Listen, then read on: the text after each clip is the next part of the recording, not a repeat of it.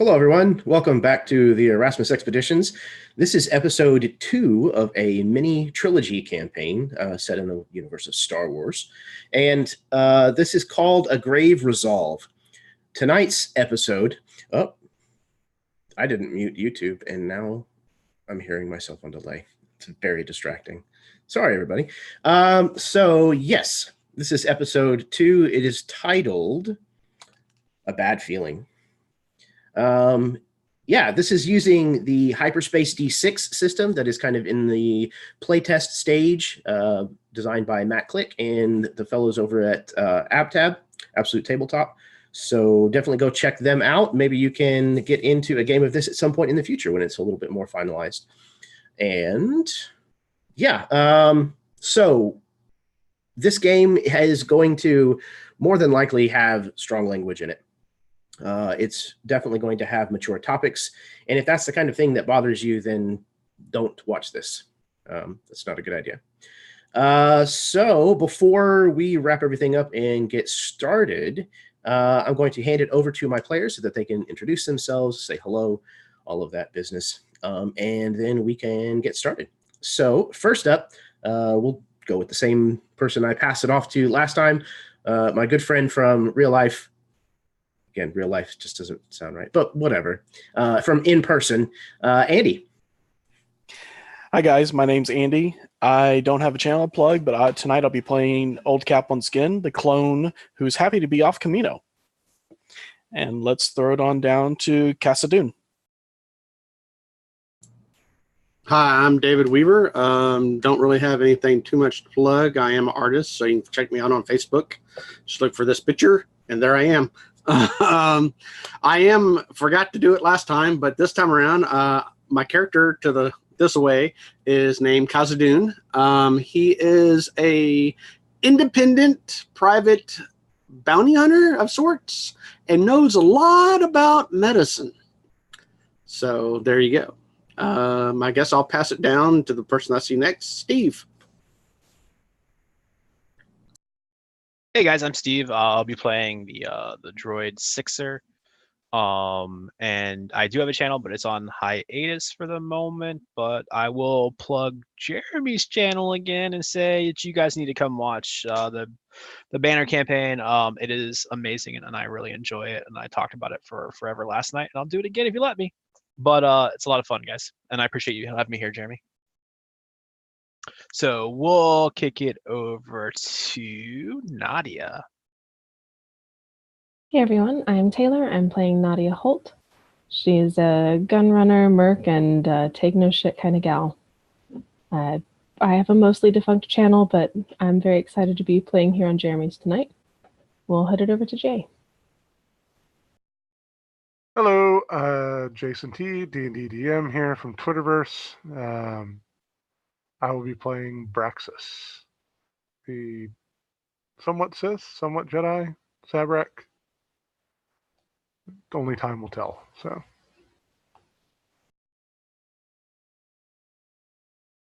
Excellent. Well, I am very, very excited to have everybody back and to be heading into episode 2 of our campaign here. Star Wars has been a huge source of fandom for most of my life, and I am really hoping that I don't screw it up. We'll see. If you are a Star Wars fan, which I'm assuming you are since you're here, this past weekend was a huge weekend for Star Wars fans. I personally am giddy as a schoolgirl right now. The Mandalorian trailer dropped, as well as the new trailer for episode 9, as well as the announcement that Ewan McGregor will be returning to play Obi-Wan Kenobi once again, which is phenomenal. It's just so much great news about the franchise. I'm very, very excited. Does anybody have any questions before we get started? No? All right. Once again, we're kind of new to the system. And we're kind of, there's a lot in flux. We're kind of testing the waters, so to speak. And feel free to call me on anything that you think is bullshit, and I will do my best to reach a logical conclusion. So, without further ado, please pardon the dogs. I guess we can go ahead and get started. I have pictures. Hold, please. Okay.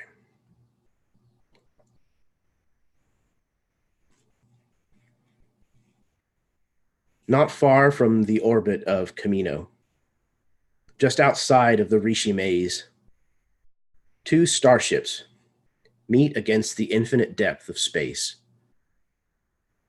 dimly lit by the glow of 1,000,000 suns. One ship carefully approaches the second's slow and derelict spin.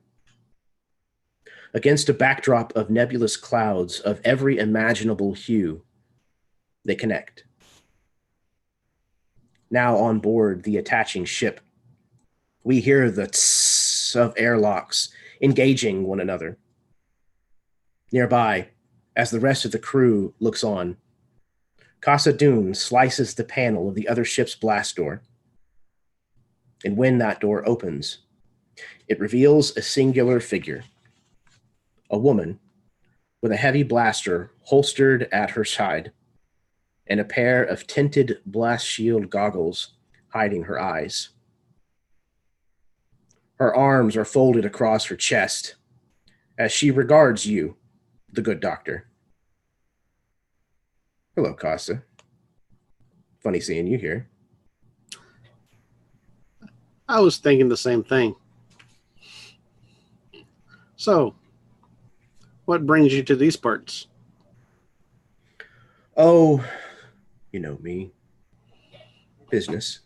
Her eyes have now kind of drifted towards the rest of your group, regarding each of them in turn.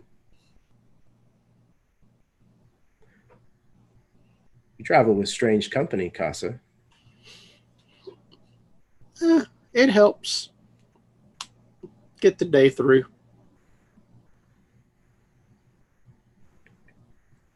So, what were you doing on Camino? She steps forward onto the ship, brazenly perhaps. We're looking into a lead. She comes over towards old Cap, kind of looks you up and down. Souvenir?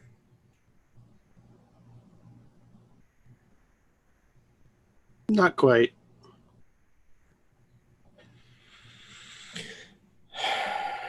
Well, we have a little bit of business to discuss. Casa, do you want to take care of this here, or should we retire to someplace a little more quiet?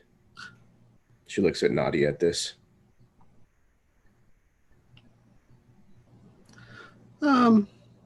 We can discuss in another room.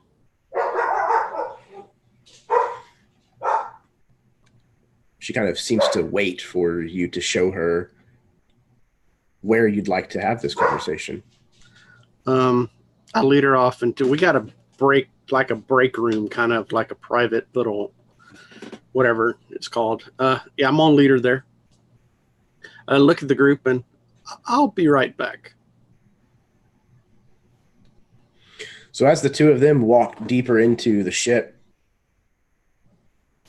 what are the rest of you doing? I'll look at Sixer. How connected are you to this ship? What do you mean? Can you get an ear in that conference room? I don't have any ears. If you mean, can I spy on them?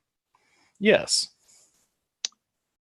So yeah, I'll walk up to one of the consoles and I'll flip a couple of switches, kind of the one that would activate maybe like the sort of overall like hailing channel inside the ship, and I'll just turn on the comm in the other room.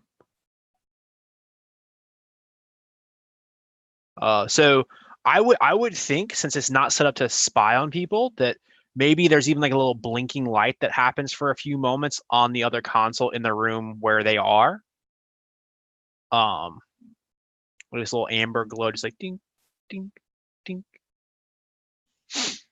Well, there you are. I do hope you enjoy whatever it is you're going to listen to. But I think we got some business on this other tub of space junk.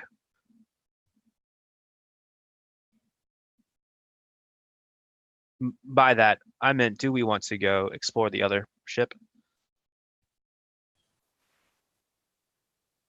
Might not be a bad idea. Can you record their message since nobody will be here to listen? I think if a droid could roll their eyes, Sixer would probably roll his eyes at you. You are welcome to stay here and listen. And I'll start moving towards the other ship because I'm curious as to.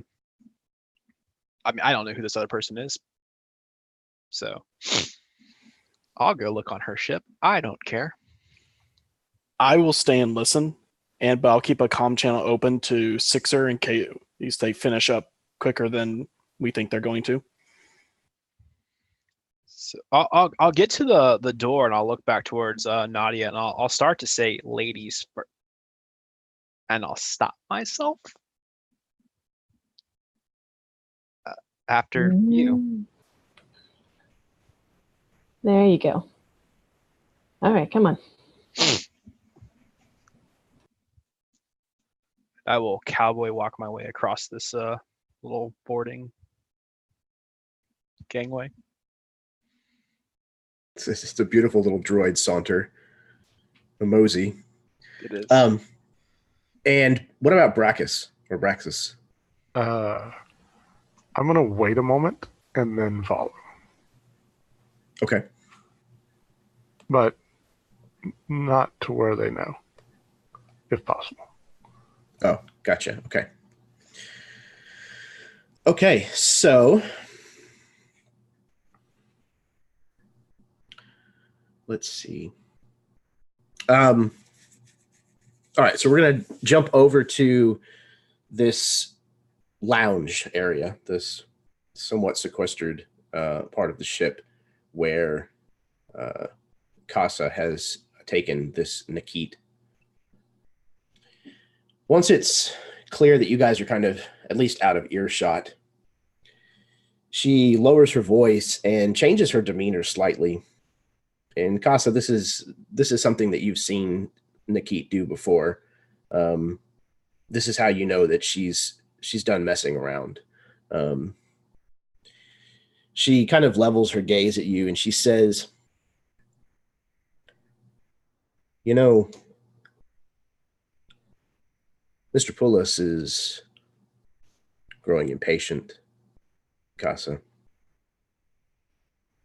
He gave you very specific, very easy instructions on what you were to do.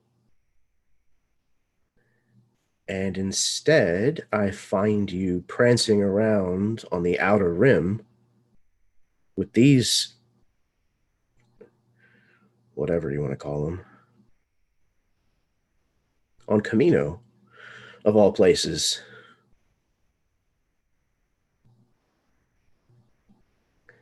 So, what have you been doing, Casa?"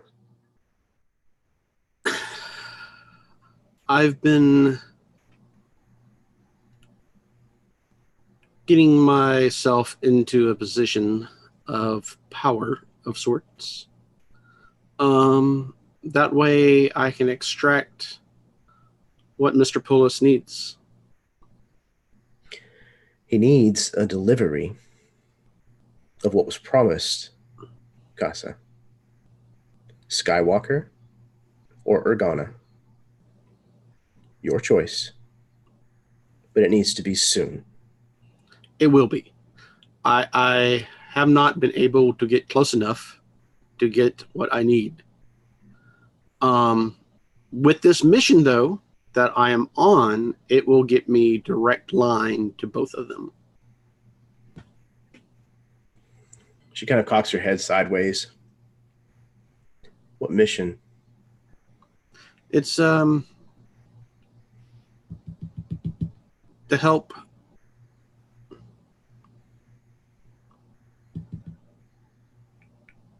There's people being gone, missing of sorts. Potential force power people. Are you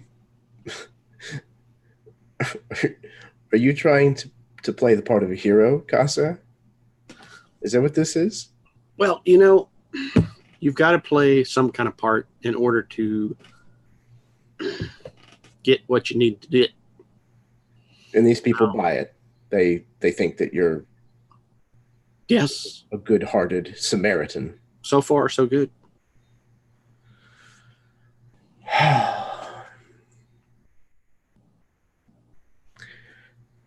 Fine. I won't drag your ass in yet. But Casa, he wants what was promised. And he's done waiting. I know. I mean, and I'll get it to him. So I haven't let y'all down yet. Well, you've let me down, Casa. My ship is derelict now. Yes, I know. That was not my fault. Mm-hmm. I'm pretty sure that we can make arrangement somehow. I think that's a good idea. She sits down kind of on the curved bench seating of the lounge and puts her feet up on the table. She says, I think you need to convince your lackeys, friends, whatever you want to call them, that they need to give me a tow back to Towhad. They ought to be able to fix up my ship there. And that way I can report directly to Mr. Poulos on your... We'll use progress to be generous. Thank you. I will go see what is going on and talk with them and see if we can't do something. Time is something that you're already short on, so she kind of waves dismissively to you. Okay. I go to the other room. You say at that point I would calm Sixer. Says, y'all need to get back here. So as that conversation was going on, Sixer, you and Nadia, whichever one of you was leading, have stepped onto this other ship, and you're making it most of the way down the kind of the initial gangplank, for lack of a better term. And I need both of you, if you would please, roll a perception for me.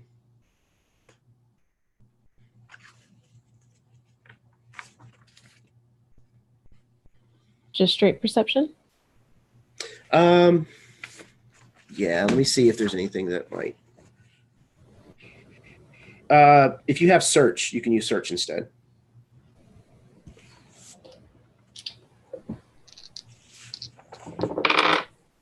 Oh.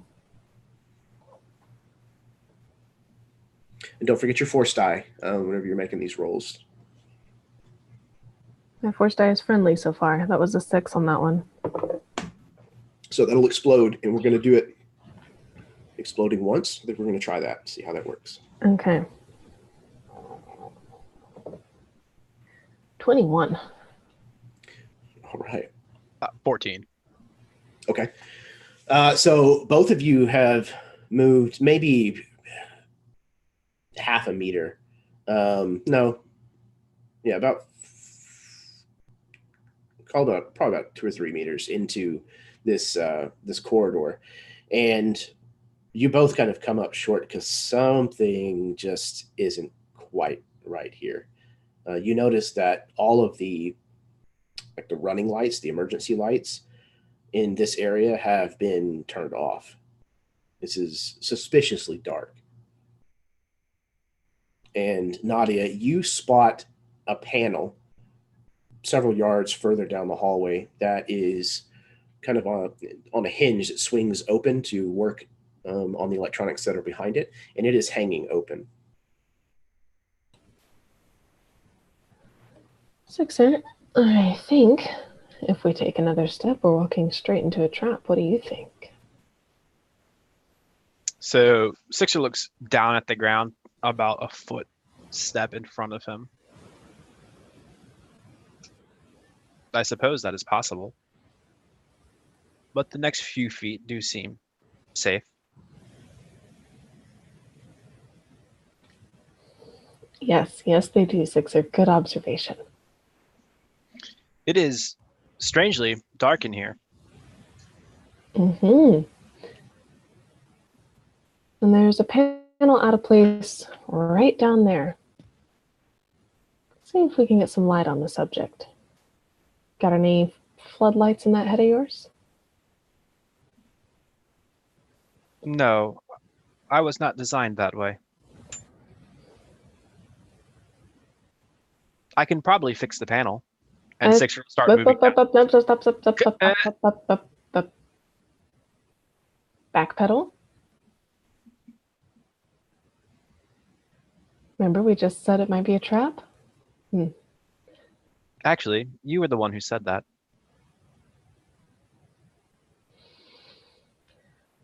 Right again, Sixer. Do you think that the darkness is... Now, wait just 1 minute. Obfuscating. Sixer goes. There we go. Now you're thinking like a human.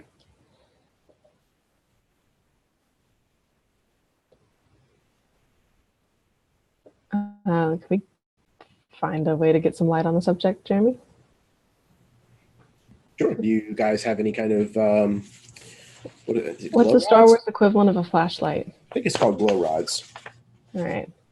Let me see if that's still what they're called here. Yep. It is. Glow rod.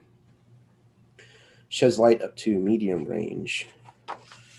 Do either of you I do happen not to have one? personally own one of those. Okay. I'm sure our ship has some, even if it's not like on the person. Yeah. Walk over, grab one out of the... Yeah, you probably have to kind of backpedal a bit, head back to the airlocks to be able to grab one, but you can find one. It's the kind of thing where you turn it on, and it's this kind of long tube of kind of amber-colored light. And you can kind of hold it up to see. I'll toss it into the room. Are you thinking there's going to be some sort of conflict in this narrow hallway for us to be assailed from the shadows by some deviant, as it might be? Conflict, no. Explosion, maybe. No sooner has the glow rod hit the kind of walkway that runs through this corridor, there is electricity that alights all across the floor and leaps onto this glow rod, causing it to kind of flip and dance before it kind of goes out. There's a as the power cell explodes, and there's this small plume of smoke that comes from it. And then the electricity kind of dies down into little independent sparks before it disappears entirely. I was correct. The next 3.7 feet of it were completely safe. Right again, Sixer. However, if they wish to do us harm, it may mean that our colleague is in danger. I think it's more likely that she's a smart lady who decided the best way to keep whatever's in her ship safe is to zap the first person who sets foot on it.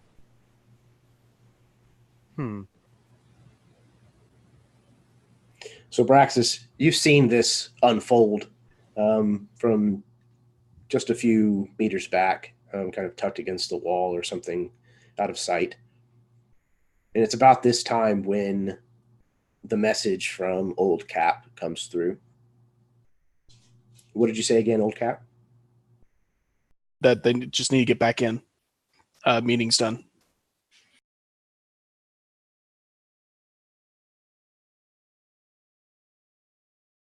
Can I reach out with the Force to see if I detect any other type of entities or anything of interest to me. Let's roll a force roll. All right. That would be sense. I would think so, yeah.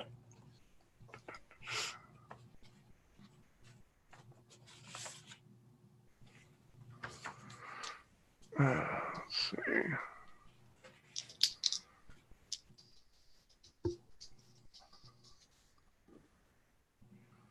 Okay, that is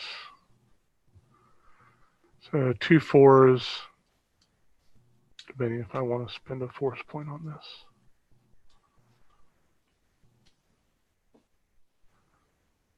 Yeah, I'm going to spend a force point on it to double the dice.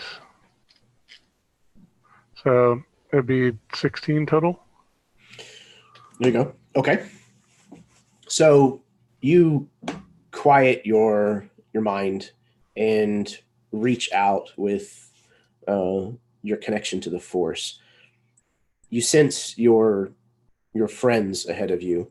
Sixer's a little harder to detect, but you sense Nadia. You sense Casa and Old Cap and this strange woman who has boarded the ship back behind you. And that's it. You don't sense another life form in light years in any direction, far probably beyond what you're capable of even detecting right now. Any type of interesting cargo giving off any vibes to me? No, not really. And even that is somewhat difficult right now because you are, I mean, it's almost like you're carrying like a radiated piece of equipment. Like this kyber crystal that you have found is just emanating dark side of the Force, and it's almost clouding the rest of your perception. But no, nothing else seems to make itself known to you. I'll casually step back on board our ship, just sort of wait there at the door.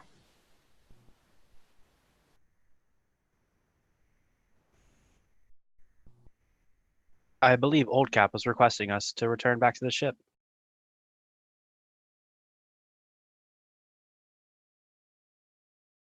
I have half a mind to just have a little look around first. You can go back if you want. So that you can like hear like the little servos in his head as he looks one direction, the other. No, I think I might stick it out here with you just in case you might need a little backup. And he sort of pats a little blaster on his hip. And then he points at the electrified floor and goes, "After you."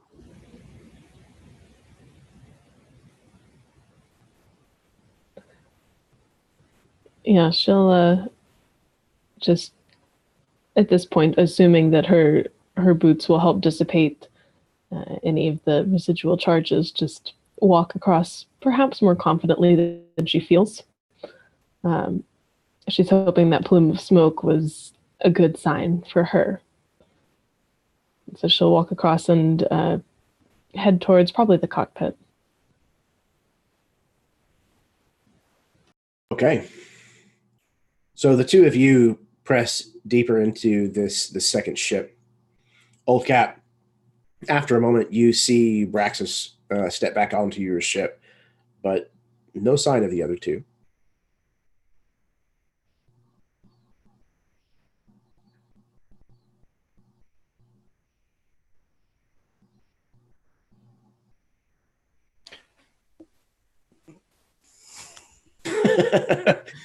I don't know what to say. You don't have to say anything. If Old Cap isn't doing anything, then that's perfectly fine. He's running through scenarios in his head, but he's not deciding on what the best one would be at the moment. Understood. So Casa, you have kind of reapproached the airlock area, and you see Braxis and Old Cap standing there. You don't see Nadia or Sixer. I approach them. How far away are we from the room? I mean, pretty far, or is it being like when we normally talk here? Can you also hear that far away? No, I don't think so. It's not necessarily a matter of distance, but more kind of tucks and turns around through doors and whatnot. Okay. So I imagine you feel like you're probably far enough away. Okay. As they see me approach, I'm just shaking my head, kind of look worried. Walk up to him. We need to get her off the ship. Okay. It's a long, complicated story, but we need to get her off the ship. Oh, the other two are on the other ship. Okay. Well, luckily she's kicked back, chilling out. Is there any way I mean, I don't want to lock her in the freaking mess hall or whatever, but we just,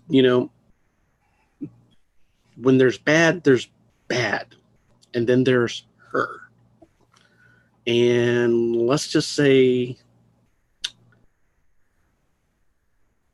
when we get her off the ship, I'll explain everything. We just need to get her off the ship. Well, I wish you the best of luck with that, my friend. As we saw from the Kyber crystal discussion, Nadia does not listen to reason. Yeah, true. But yeah, I mean, luckily, I told her that I would talk to you guys, and we would tow her back to wherever the fuck she's come from. But we could strand her out somewhere, wherever the hell, just to get her off my back. For now. That's not going, because the way I look at it is I keep her around because I know who she is. Is she still in the lounge area, or is she behind you? No, she's in the lounge area. As far as I know, I turn around. How much time do you need? No, I mean, as long as we the other two need to come back. What specifically does she want from you? That I'll explain once we get her off the ship. And it's not her. It's who I work for. Sort of. It's complicated. It's her and then her boss / the guy I owe. Well, actually, my family owes, but they're dead. So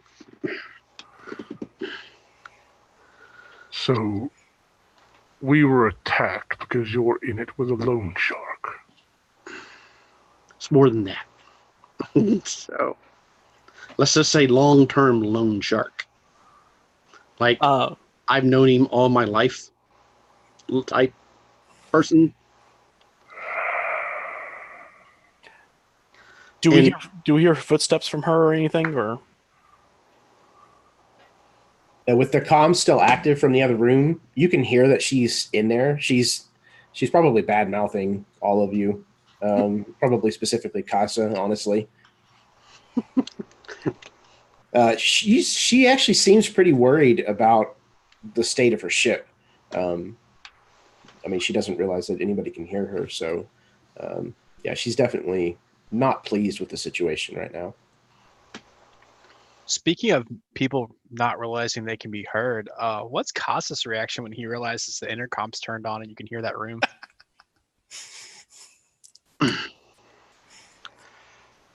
I'm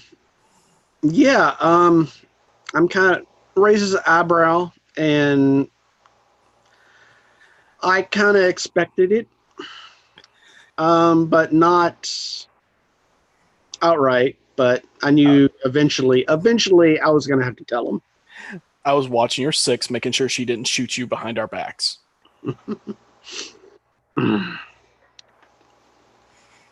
Here, give me a sec. I'll calm Nadia. Go ahead. Why don't you two go get Nadia and Sixer, and I'll distract our guest. Just don't kill her. Well, don't mess her up either. Just simple conversation. Yes, please. Okay. So as they go to leave and I head towards the room, I want to use my force abilities to turn off the intercom.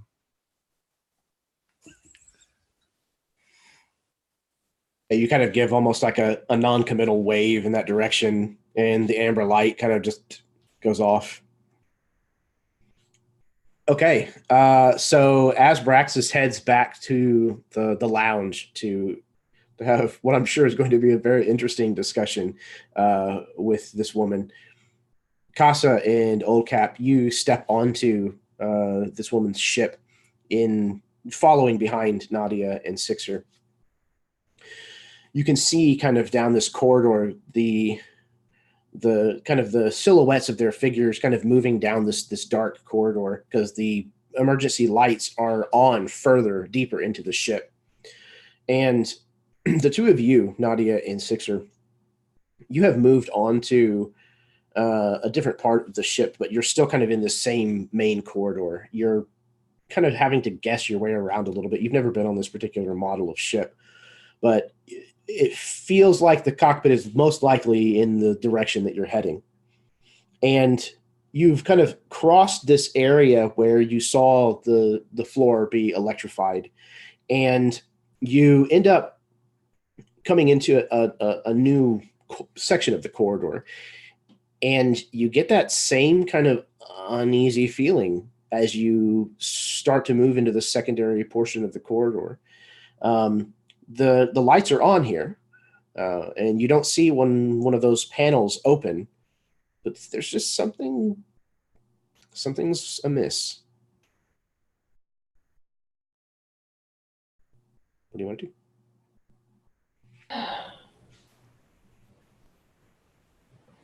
You booby trapped the whole damn thing. I can feel it. Sixer. That's exactly what I'd have done. So Sixer looks at his hand and then looks at the wall and reaches out and touches the wall. Like, that is a very strange thing about humans. Your intuition. Well, surely you can run analysis and consider the probability that she prepared for something like this. I find myself not really liking to be told the odds. But then you could... Never mind. I would consider it your own droid intuition. Unique to you.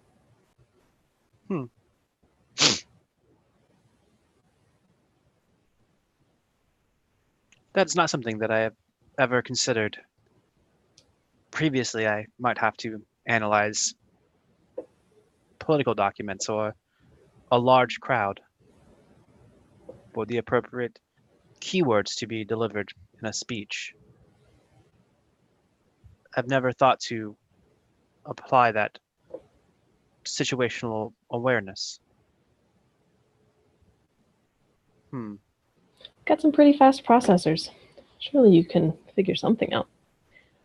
So, do some of that processing. Tell me if you think we should keep going or if we should head back. I was gonna see if I could fix the damn thing, but if I can't get to it, I can't fix it. Do you mean to fix the ship?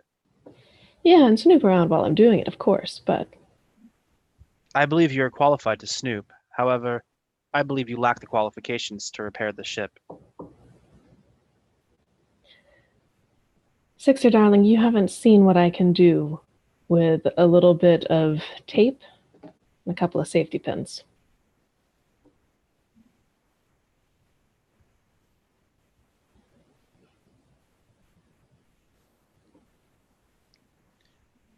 So Sixer will take a look around and, sort of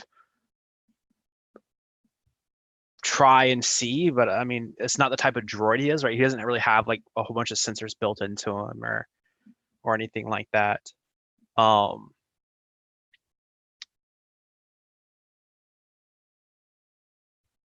Okay. Go ahead and roll. Go ahead. If you were to have booby trapped this yourself, what else would your nefarious mind have done? Ooh, let's see. You could have one of the little droids that comes out and shoots. You could have some poisonous gas. You could have a frag grenade. Ooh, or a flash grenade. Let's see. You could go real old school and drop, some of the ceiling panels down. Most of those she would not have time to have prepared from the moment that she was rendered derelict till now. Unless she's got it pre-programmed. The panel job makes it seem that this was reactionary. Whatever else is here is likely reactionary as well. An interesting assessment. So I think what I'm asking you to do is think a little quicker. In the moment, gun pointed at you, what would you have done?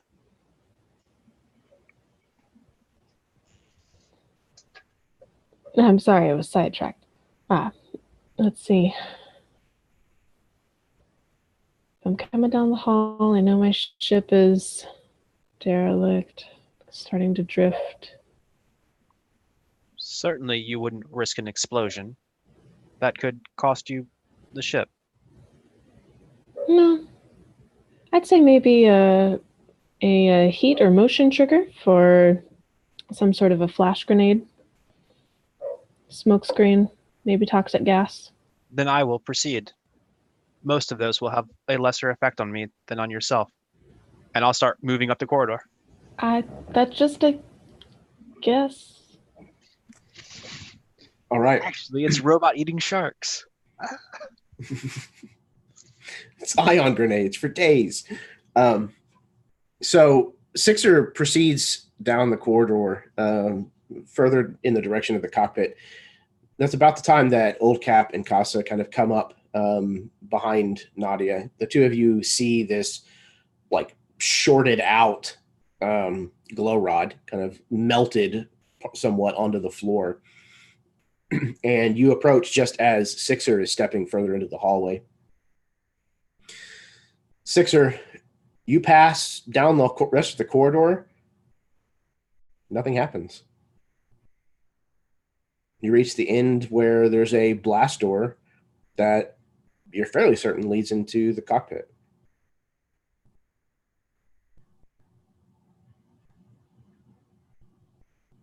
So I'll look back down the hallway towards my companions. Yeah, as you do so, you can see that Nadia has been joined by Old Cap and Casa. Well, I gotta say that was a bit of a letdown. No explosions or poisonous gas, as it were. But y'all are welcome to come up here and join me. I can probably get us into the steering compartment. We need to do this quick. If you're doing anything at all, which I have a feeling you're going to do something, so we need to do this quick. We need to get off the ship, put Nadia... I'm simply trying to repair the woman's ship. No, it doesn't matter about repairing. We just need to get her off our ship and put her on the ship, and let's just say we can either strand her somewhere or whatever. And then I'll explain everything after we do that.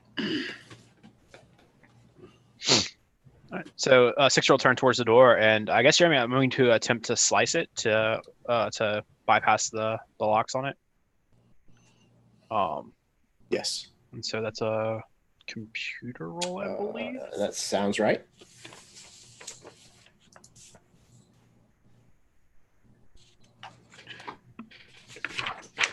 Under tech, I think. Yeah. Yeah, for sure. Computers. All right, cool.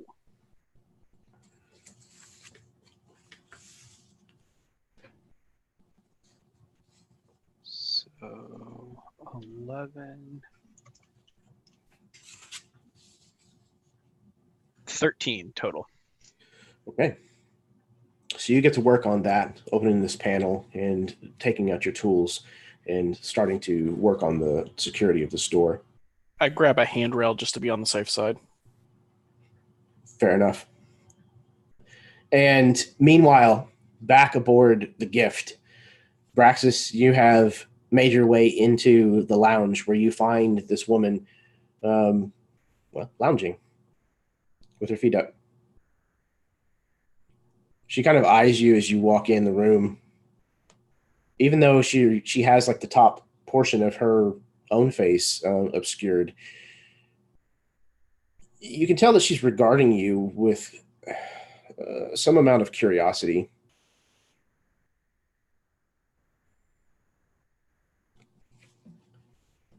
You're wearing an odd mask. Just a trinket that I picked up. Spooky voice, too.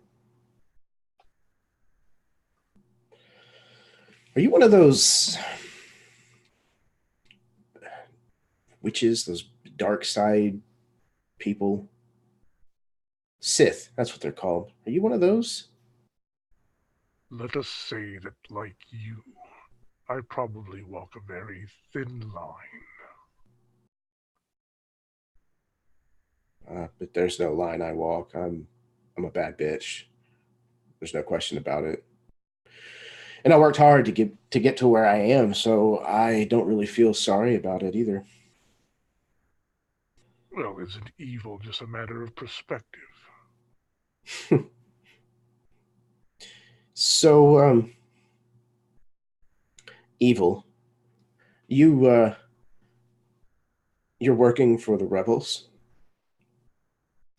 Seems a little at odds, don't you think? I am merely a passenger. This is a means to an end. I see. A pleasure cruise. A bit more curious about your fascination with Casa. Fascination. Casa's my assignment. So your interests are to get to safe harbor, correct? It is now. The choice has been kind of removed for me, so... Well, I'm not sure whether or not Casa told you, but our illustrious captain is a bit, how shall I put it, stubborn. Well, what if, say, I could help persuade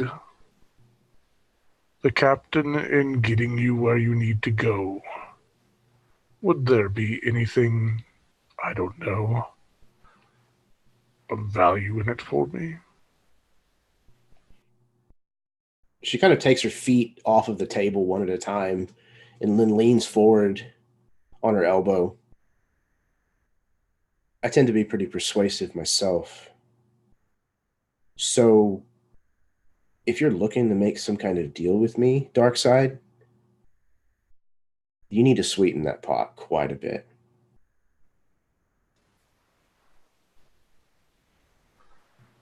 Well, we are the ones with the ship.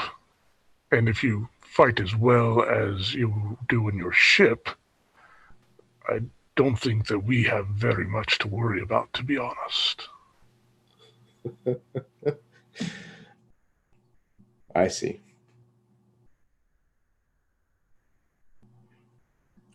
What do you want? What is it that you're after? Maybe I can talk to people, arrange it for you. A housing for this. And he pulls out the red crystal. I don't think Braxis has that currently, unless I'm mistaken. Who? What? I thought I did a second ago on the ship.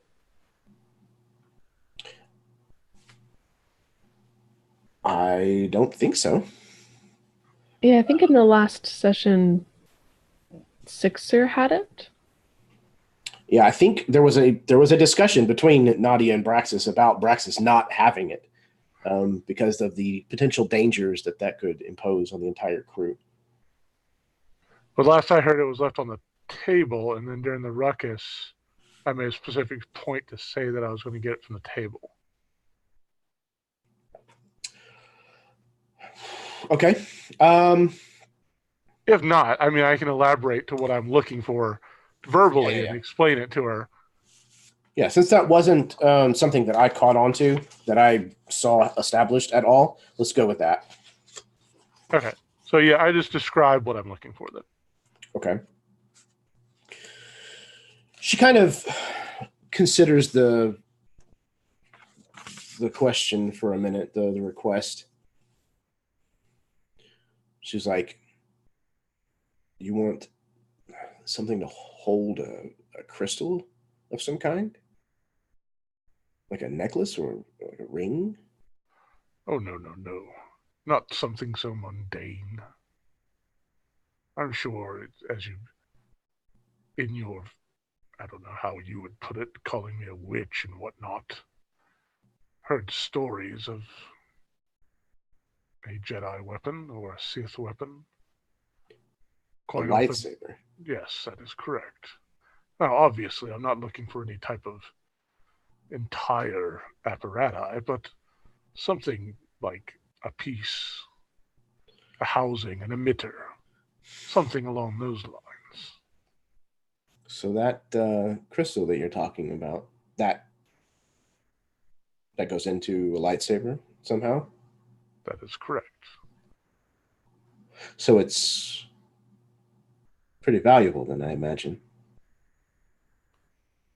Only to one who knows how to use it. I know a lot of people.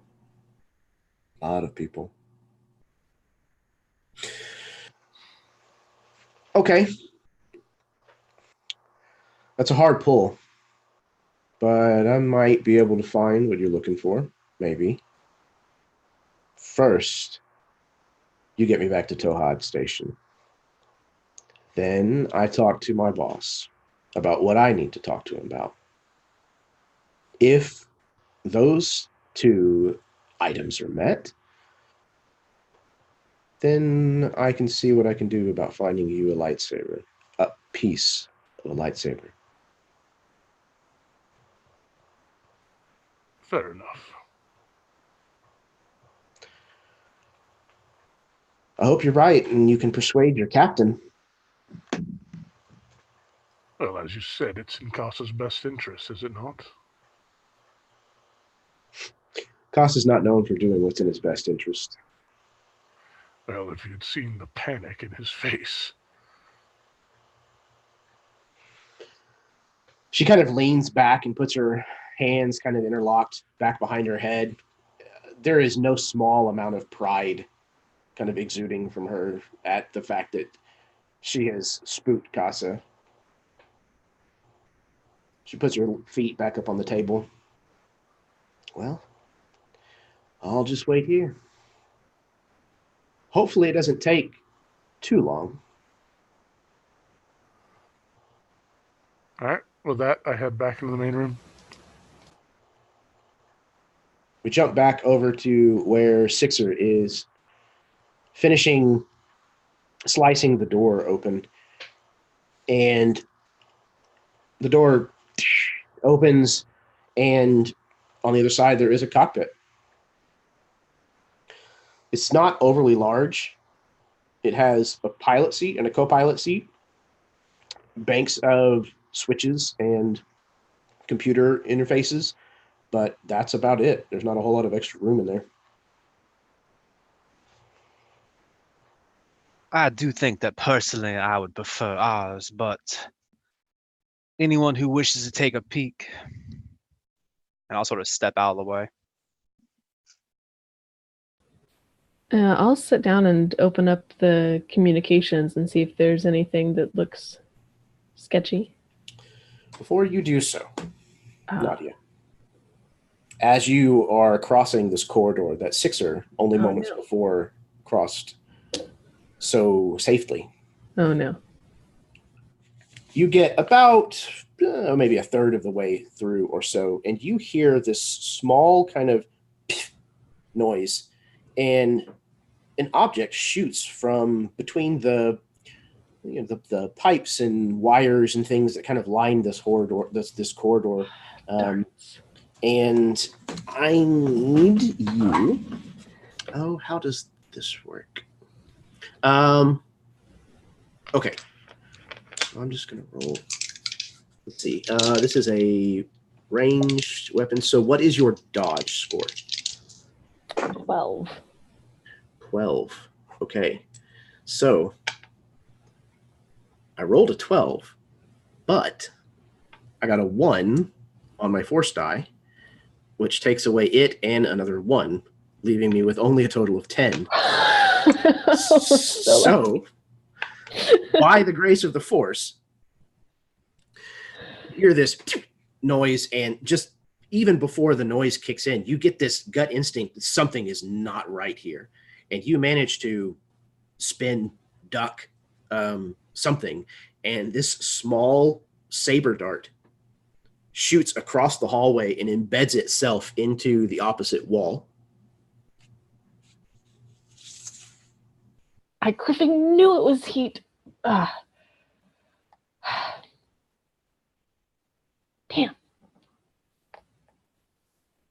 Not good. Fixer wouldn't set it off.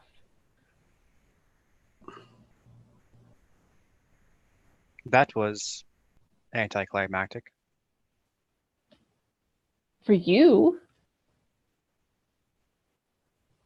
Yes. All right, Are you Sixer. unharmed? I'm fine. Would you have a look at the communications that are up there, see if there's anything encrypted? Anything that's a little dicey? All right, so I'll turn and go sit down into the seat and very dramatically sort of crack my robot knuckles before trying to access the communications log from this the ship. All right, so go ahead and give me another communications roll. This is very difficult. So the target number is going to be fairly high.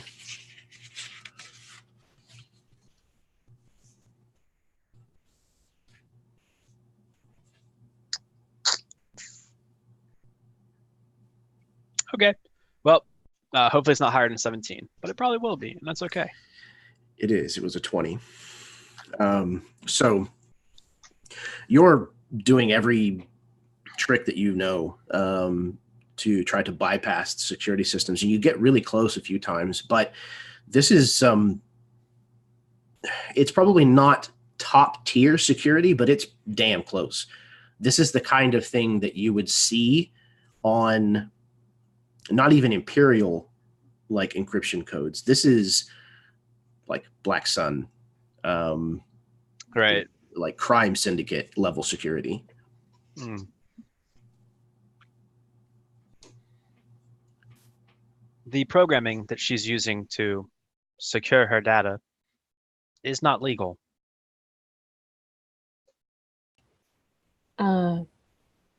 Which kind of not legal, Sixer? Be specific. There are at least 4 tiers.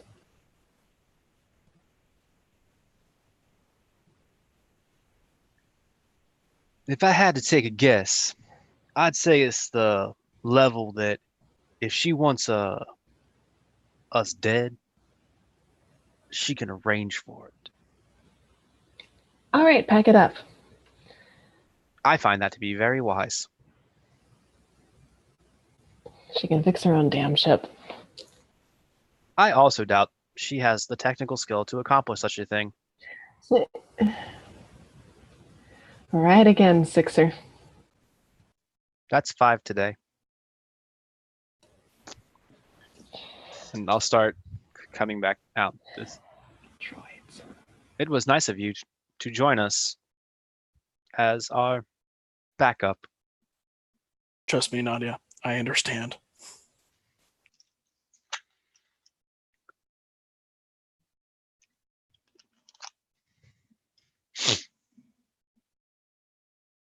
Anything else? Now I'm done on that ship. Let's get her on and let tow her to wherever we're going to tow her and let Casa explain himself. All right.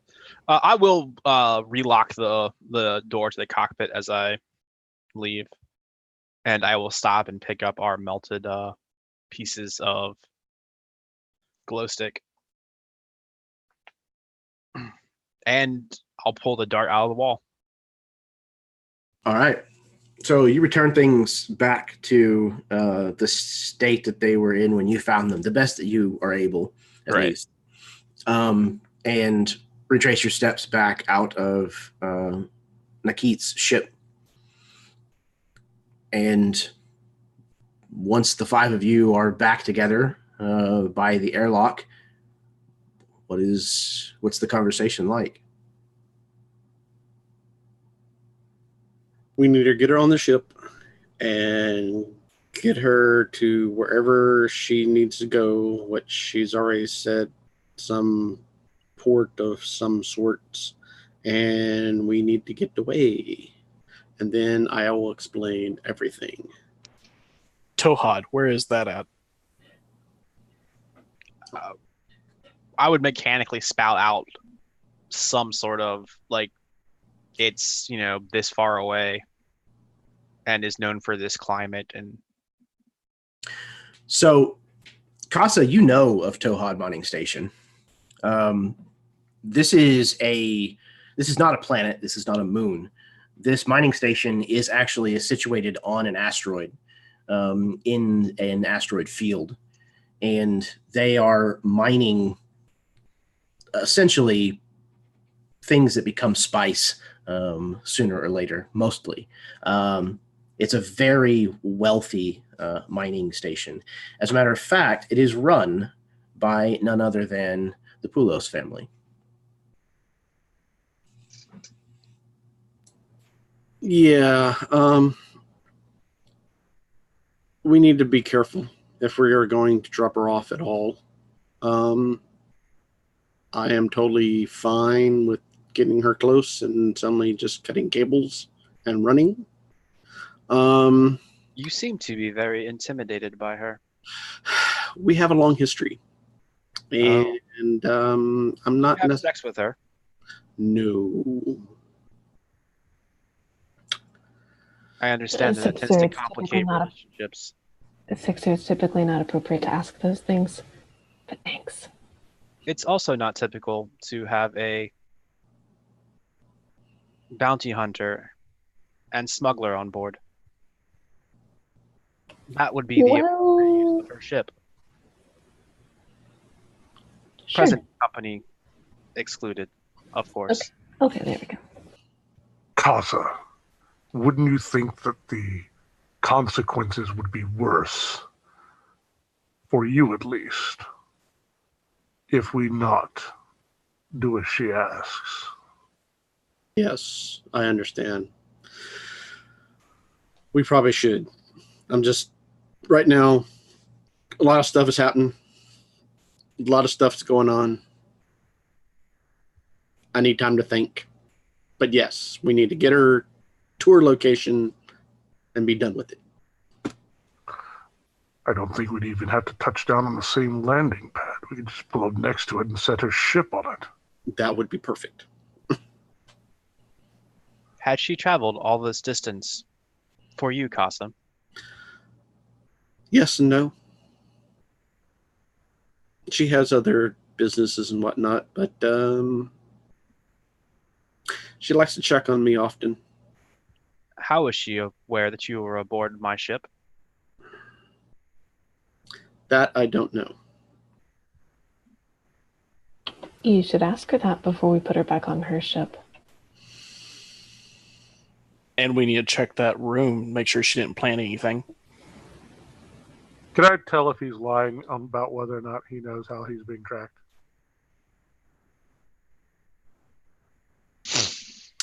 I don't know. Roll another force sense.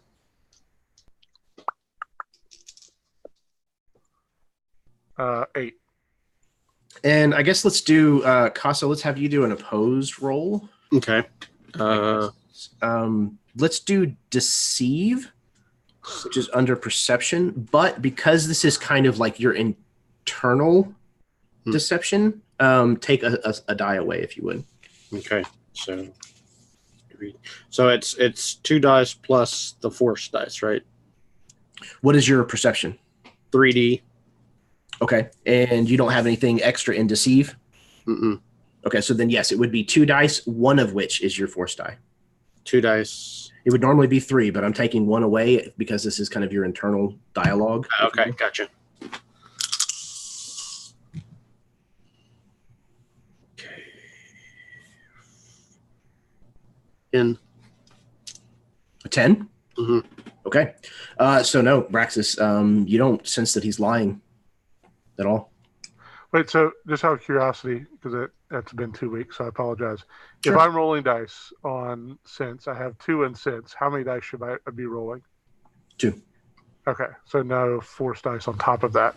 The No, force it should dice is be- part of that. Okay. Correct. Yeah. Okay. All right. Okay, so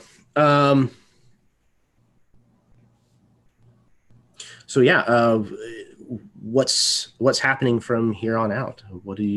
How are you guys going to go forward from this? I lean over to Nadia. I reached out to the force. He's not lying. Or he's good at bullshitting.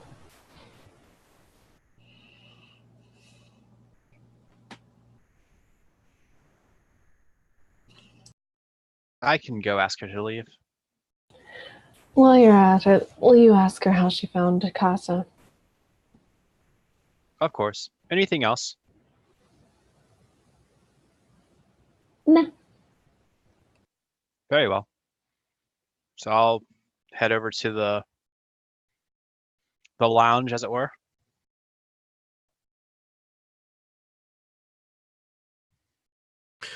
Okay, you find her, feet propped up on your table, leaning back. She looks up as you enter the room. Ah, another negotiator. Are you just going to come in one at a time?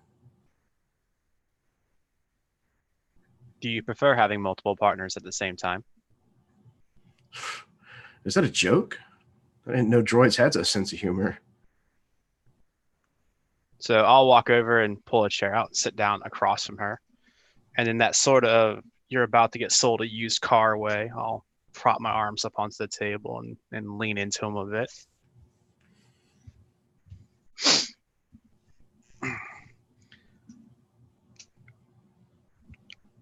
You know, the way I see it is that you found yourself in our area of space, chasing our ship, and here you are on board and making demands. How is it that a young creature such as yourself comes to feel so bold? Let me put this into terms that maybe you can understand. Let's just say that I was never fitted with any restraining bolts. That is a shame. Is it? So what is it that you think we can do for you? Well, since you rendered my ship derelict, I'd like a ride. I'm told that your persuasive friend is supposed to be vouching for me, and I'm sure Casa can back that claim up. We're old friends. Well, he did regale us with a tale or two. I'm sure he did. About mid-conversation, I'm going to realize the comma's off. I'm going to flip it back on. Fair. Okay. And where is it that you would like my gift to take you? Gift. I'm going to Towhad Mining Station. Have you heard of it? It has come up in conversation a couple of times. Well, then you know who runs Tuhad Mining Station, who I work for. The highest bidder, I would guess.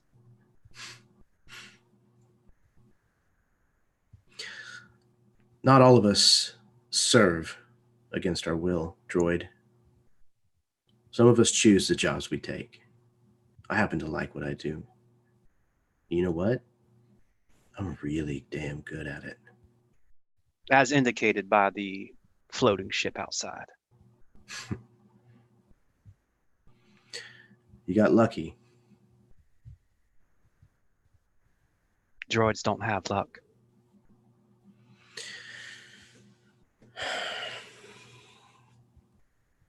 You're protocol droid, right? She leans in close. I find that we all have our beginnings somewhere.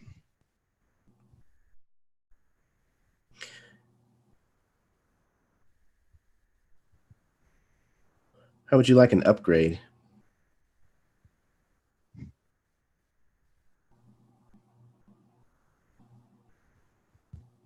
I am not sure that there's anything that you or your kind could offer me that I will not be able to obtain in due time.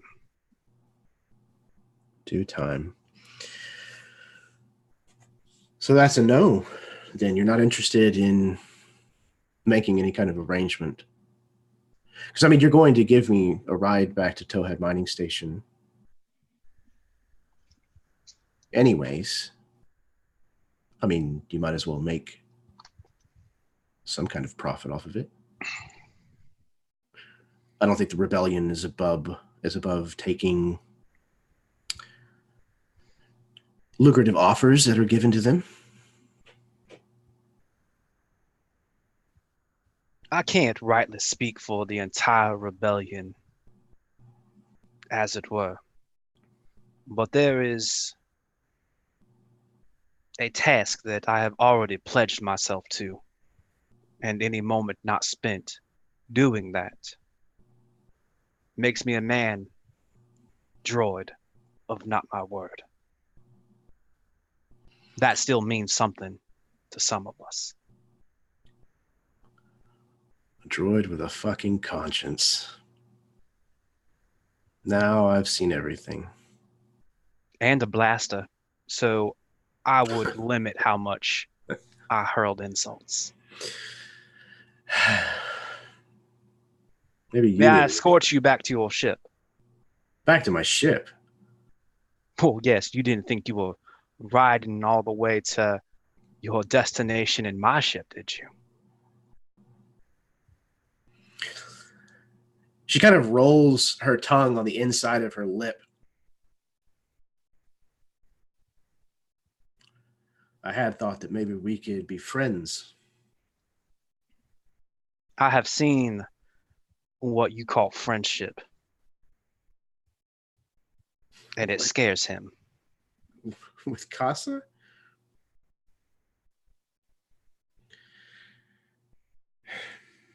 How is it that you came to be in this area of space and with the knowledge that your friend was aboard my ship? After all, I am doing you a favor by not leaving you floating out here. Perhaps you could share that with me. So now we're back to negotiating. Is it still a negotiation when the other option is dying of asphyxiation in an empty ship?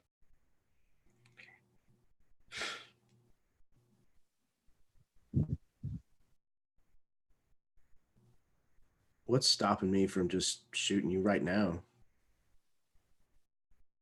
The other 4 people outside the door? You think they care about you? You think they care enough to come to your aid? Perhaps not, but they do care enough about the task we are tasked with. Chivalry, I see. I do what I can.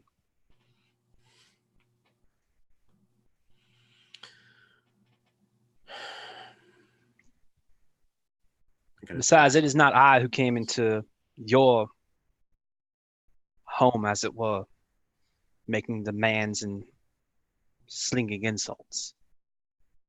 Yeah, I'm sure I've offended your sensibilities. Fine. She drops her boots off the table and stands up. All right, on my ship. And the knowledge of Casa being aboard my ship, you obtained that how? They built you with some pretty big nuts, didn't they? Only the ones that were appropriately sized and required.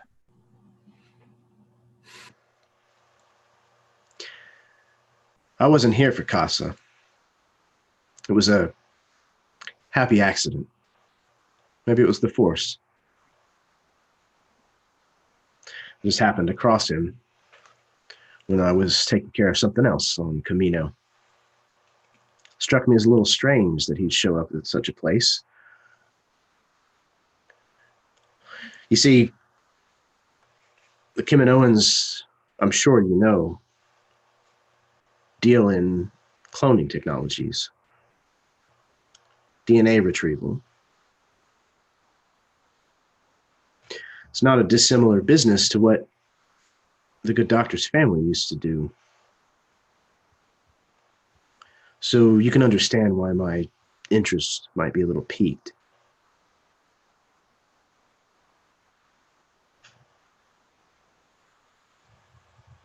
And you found yourself out here on this watery vacationing spot in search of a nighttime club of some sort?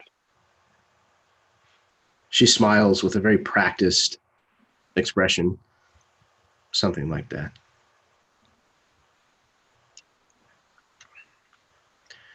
You satisfied?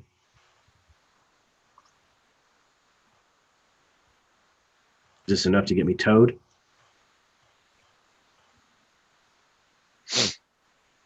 Do you think it is? Yeah, I do. It's good to know whenever you've got a wolf amongst you. I think that's worth something.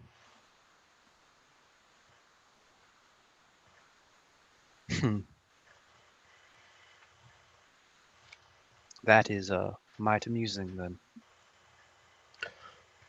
What do you call yourself, droid? Sixer. Sixer. It is the name that my former diplomat gave me. Enduring story, I'm sure. So we have an accord or not? You're holding all the Sabbat cards. At least enough to take you to the mining station. Good. And Sixer, if you double cross me and I survive, I will find you and I will dismantle you. And then I'll rebuild you as my personal droid.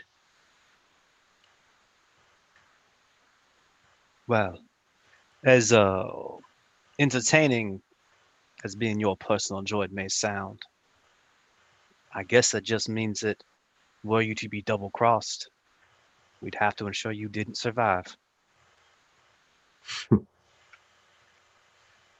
Yeah. Lucky for you, I value all forms of life, even the cantankerous and beautiful ones.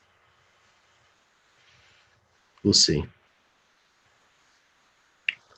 She walks out of the room and heads back towards the ship. Imagine she passes each one of you. Some of you still kind of gathered, perhaps a little strangely, around the airlock still.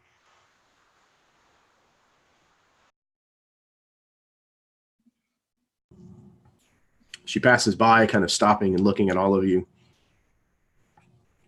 And she lingers near you, Casa, for a moment. She says,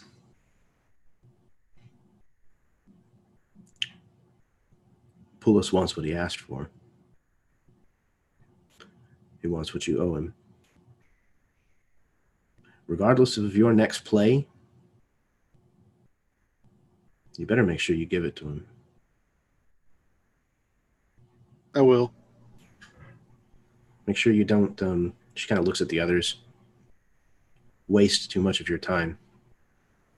And thank you for enjoying the hospitality here aboard the Gift. It's been a pleasure having you. Bye-bye now. Mm-hmm. She turns and strides back onto her ship. So as the doors shut between these airlocks and the five of you are left on board the Gift alone, what would you like to do? Sixer, can you scan for any intercoms, sensors, anything of that nature that she might have left behind?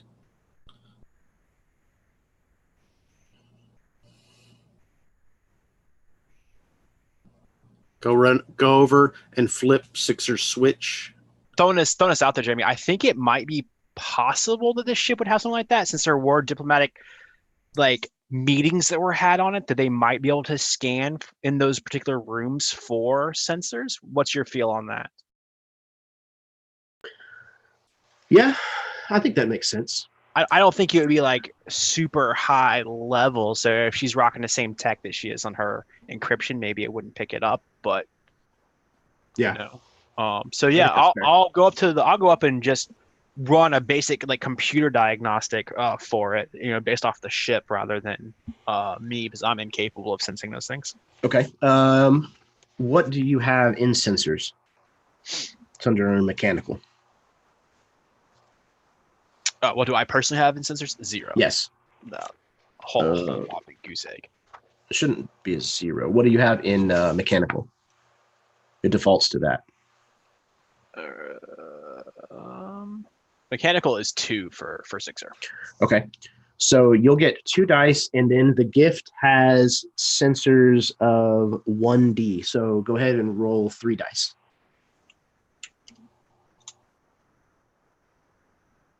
$12. Okay.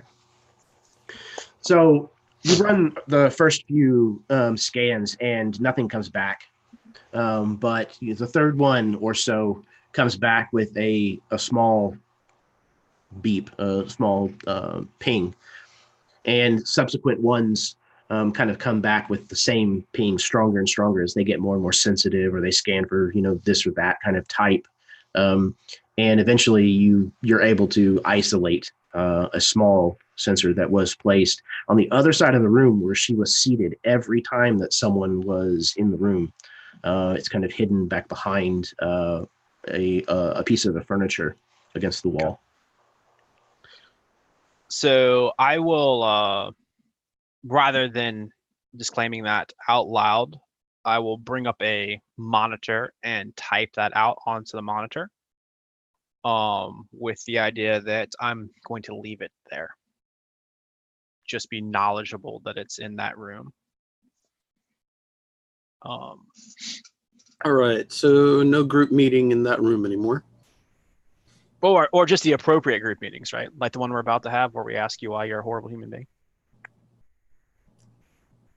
Preferably not. Preferably to have it here. Casa, she did not seem very fond of you. I've known her for close to 20 years. Since she was 6? No, she's much older than you think. 6 or dear. Never mind. It is not my fault. My family It's the same.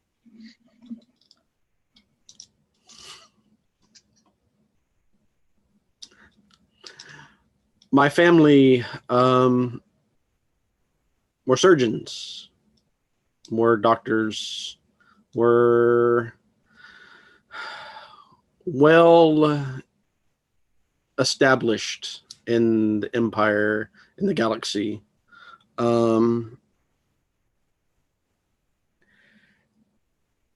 We travel to the place that we were previously. I was a young, upcoming professional in my family's business. Party, rich people, you name it.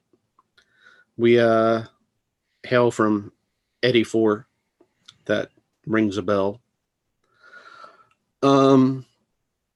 Let's just say it didn't go so well. My parents didn't. The meeting went horrible. We went home. Shortly after that, we were visited by Imperial troops, demanding that my parents come with them. So on and so forth. All I remember from that night was my mother telling me to run through a secret passage, that they contacted a family friend. And Casa. Every person on this ship has a sad backstory. Skip to the part where we figure out why she's here and what she wants with you and what you're supposed to give to Fillmore? Somebody? His name is Roslek Polis. That was it. He is the head of a very, very influential drug, genetic, DNA, you name it, cartel on Eddie 4. He funded my family, out of all things, and since they died, expected me to pay him back. So I became his lackey of sorts. And for the past 20 years, I've been collecting genetic materials and DNA and various sundries of that nature for his well-to-do, uppity-up clients, which was money. I mean, and it helped me survive, so on and so forth, until I learned about what he wanted next. And that is why I'm here and why I'm trying to get away from these people. He wants all the DNA from high influential people of the rebel force. Now, mind you, yes, to the highest bidder, what? No. Apparently, there's a secret part of the empire that I found out that wants this DNA. For what? I have no earthly idea. One of the key clients is he wants me to get the DNA from Skywalker himself. So yeah. So you're a delivery boy. Yeah, sort of. Mm-hmm. Well, he has to obtain it first. Yeah, which I'm not doing. I'm trying to stop that shit, but she constantly gets on my ass about it. Right now, Polis wants it now as more than ever, and I gave her some bullshit excuse that I am, working on it, which I'm not. And I have a feeling that she is part of this whole thing as I pull up the vial. This belongs to the Polis family. Or the syringe. Where is this from? This was from the room, from the girl. It is likely the syringe that contained the paralytic agent. Yes. Yes. Okay, 3 questions. Does it kill him when you No. do your thing? No? Well, yeah, no. Not Yes. always. Depending on what the client wants. If the client wants the brain, yes. But that it's DNA. You don't need a brain for that. Sometimes I extract body parts too. Oh. That's nasty, Casa. Well, I'm good at what I do. As far No. as I don't want to know about that. Okay, so it doesn't kill him. no, Why would they take her? I don't know. I mean, apparently this crystal, some force power, maybe. I mean, also, if they want Skywalker DNA, What if someone was attempting to make a clone army of Force users? That's a possibility. How long does it take to grow a clone? Years. Everyone turns to old Cap. Yeah, I just years. I mean, How 2, many 3. years? They have they may have got approved the technology, but it took 3 to 5 years for us to reach maturity. Would I know of any accelerators or anything like that that would enhance that? You would know that growing a full-grown human in 3 to 5 years is a pretty significant feat. Okay. That definitely uses some form of accelerators. Okay. But nothing faster than that. Not that you've heard of. Okay. Did you ever give them samples of me? No.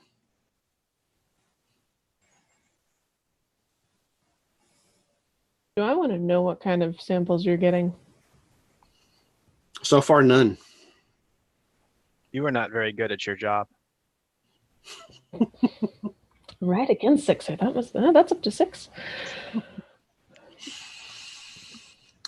I chose to go on this mission to try to get away from them in hopes that the Force, or not the Force, but the Rebels would have my back as far as doing away with not only Nakit, but possibly surrendering the Polis family itself. Just out of curiosity, you didn't happen to, I don't know, mention this to the people who are targets? I haven't had a chance. I haven't been close enough to them.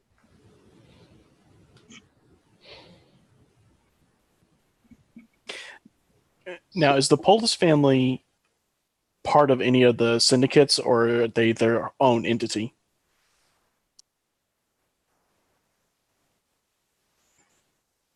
Are you asking Casa in character, or are you asking me?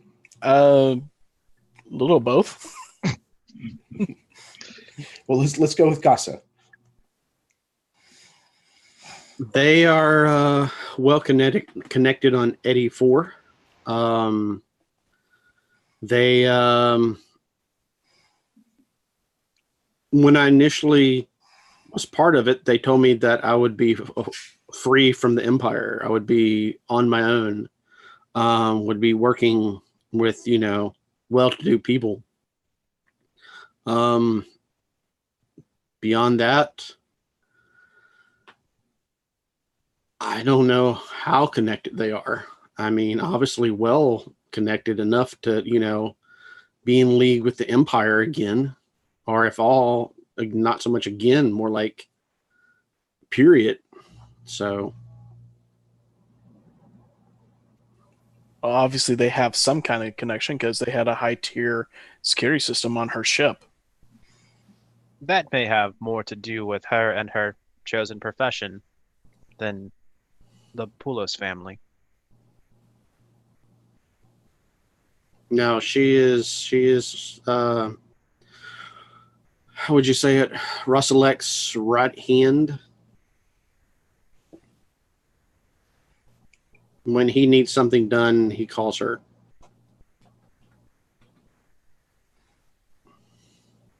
So, if the Poulos family were the ones who had extracted the child, would it not have been her that had done it?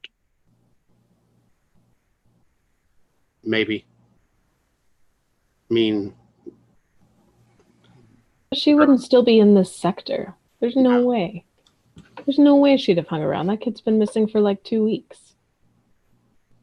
So is it then likely that there is a third party involved?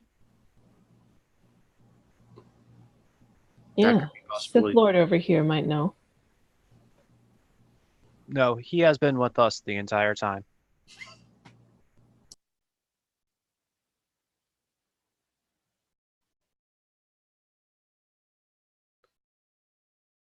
Given that I was told to take it easy on our guest, I wasn't able to discern very much information, unfortunately. was mainly a stalling tactic to protect you, dear Captain.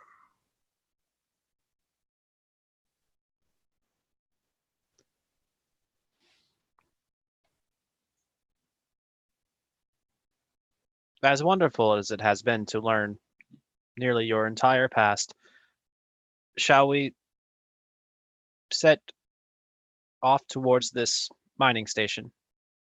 Yes, as quickly as possible.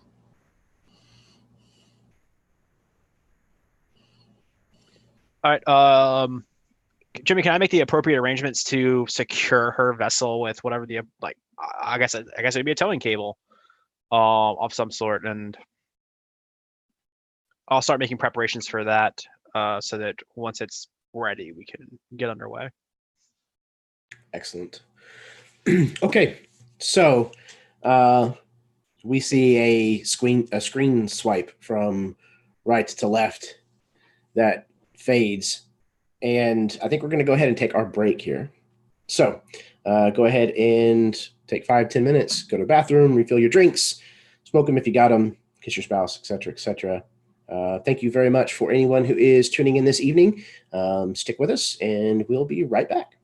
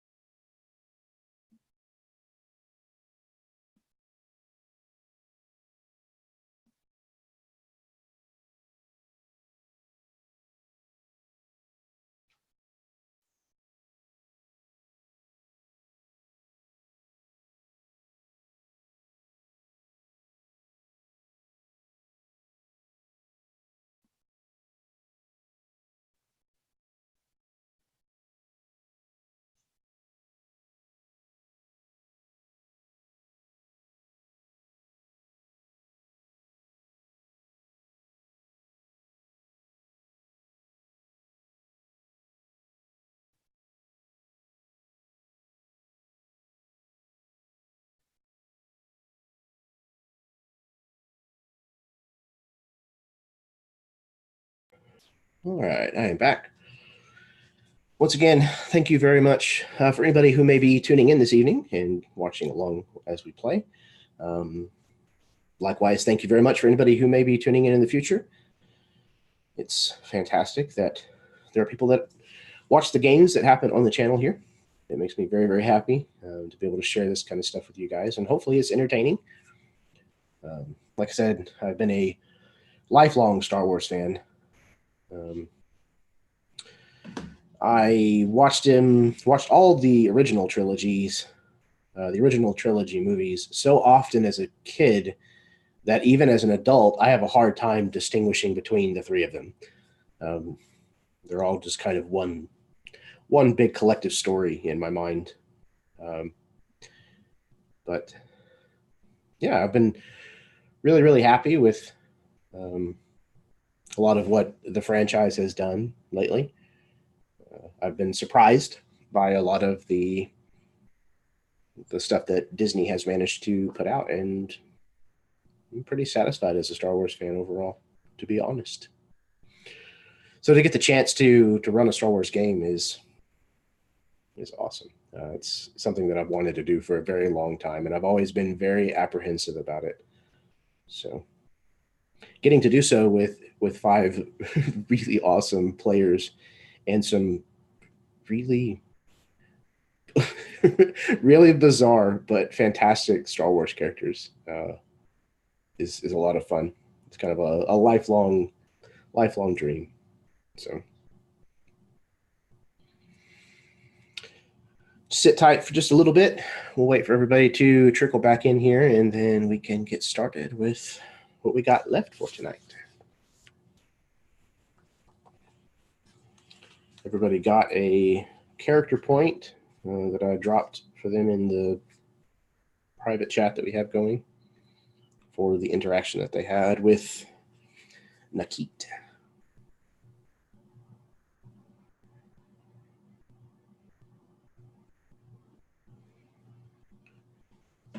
It's always fun to play characters with a lot of sass. I never get tired of it. Somebody's whistling at me.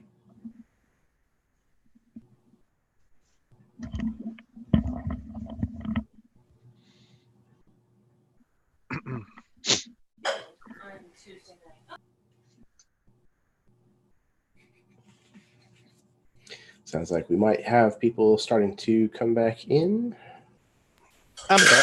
I'm back at the moment. Yeah, you're good. Letting Suzanne get her stuff out of the kitchen before I turn the video back on. Not a problem. Nothing like having a gaming area that is also a common area.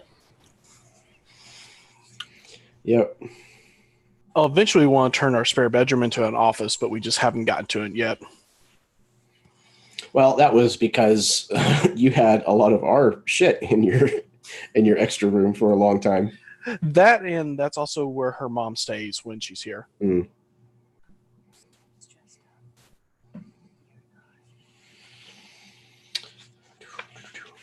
Towhead.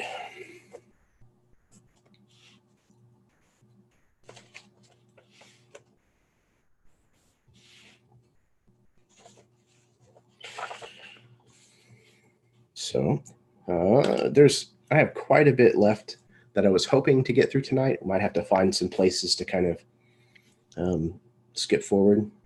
Not that I'm complaining. You guys did a phenomenal job role playing all of that, and it was a lot of fun. So yeah.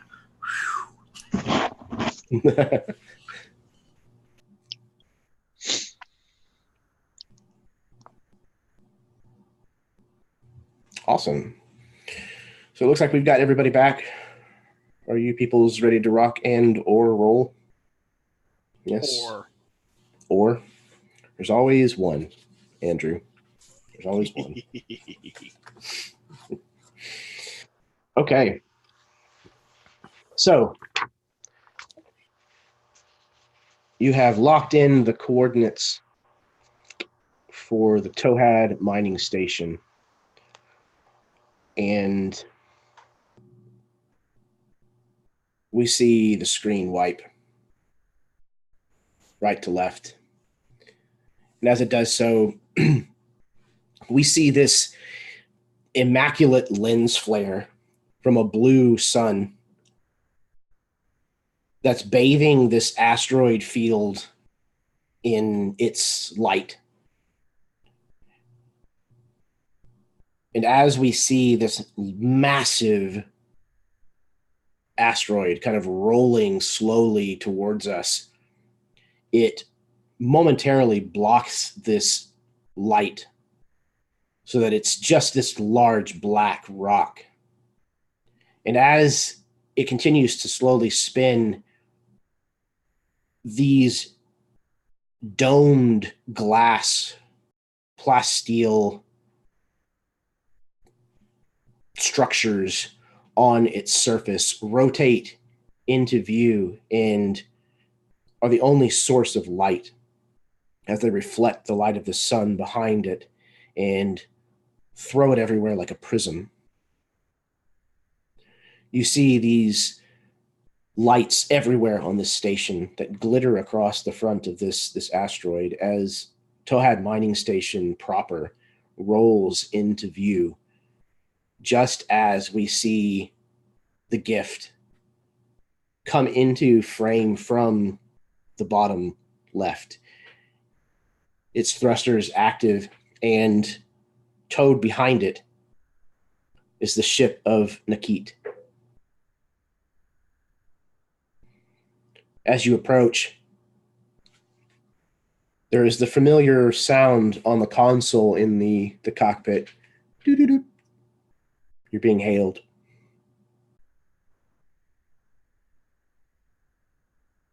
Doo-doo-doo. Hello, this is the gift. Gift, this is Tohad Mining Station. This is the security department. What is your business? I found a ship drifting, just dropping it off. Captain says she can find repairs here. Transmit your identity codes if you would. We'll just run a background check real quick, make sure that everything is copacetic, and we'll let you on through. Sure. I'll transmit over a set of codes that perhaps is one that's been flagged as a smuggling vessel before. Okay. Eventually send that one. Okay. You send the codes, and no sooner have you hit the send button, there's moments, like a momentary lapse of time before the voice comes back on. You have been cleared. Please proceed to landing bay 11. Have a nice day at Tohad. Thank you very much. Close the comms. Sixer, what one did you send him? That was a good one. Well, I have done business with similar individuals in the past. Now you're thinking. I like it. That or our friend sent a code ahead of us. It is possible. However, we would have picked up on the fact that the transmission had come from behind us as well. Assuming they're on a readable frequency. Assuming. All right. We'll make the drop, and then we're out of here. Earlier, it had been stated that the desire was to put her down in a different landing pad than us. How do we want to achieve this? She has no means of reaching the docking bay. Can we just drop her off and not land ourselves, Sixer? Do you know? I suppose it would be possible to fly at a trajectory that would allow me to detach her and send her vessel towards the docking bay, but there would be nothing to stop her. She would simply collide with the station, causing massive damage and death. Shall I proceed?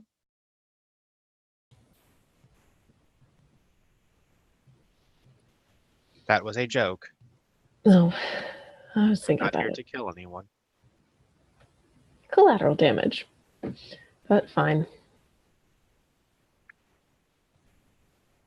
I think the unfortunate situation is we will, in fact, have to enter the bay with her.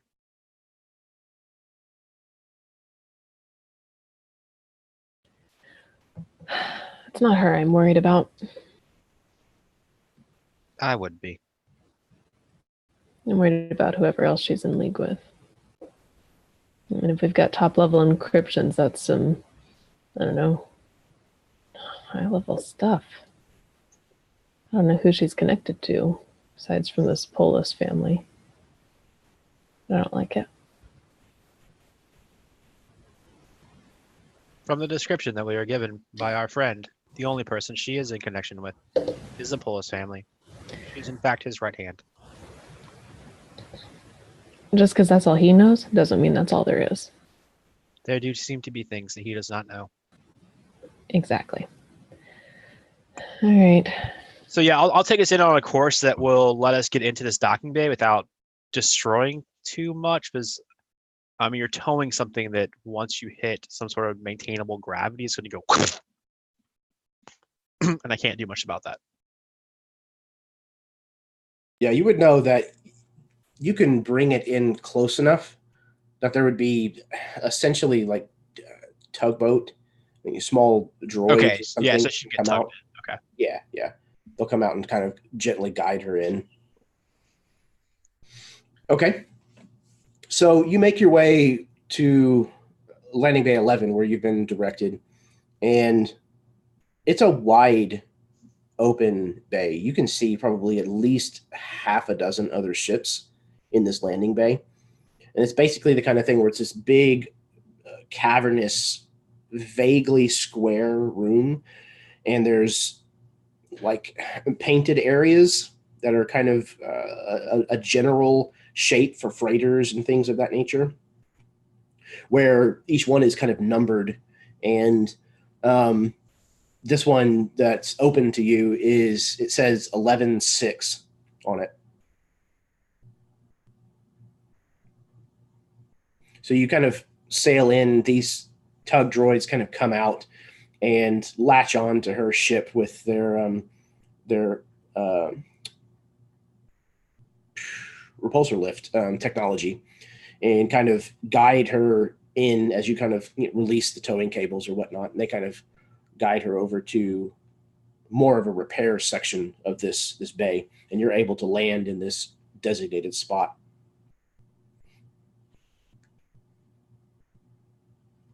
You touch down and you're here. What do you want to do?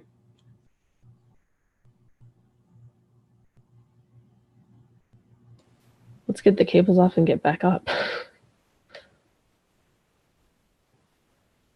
What do you think, Sixer?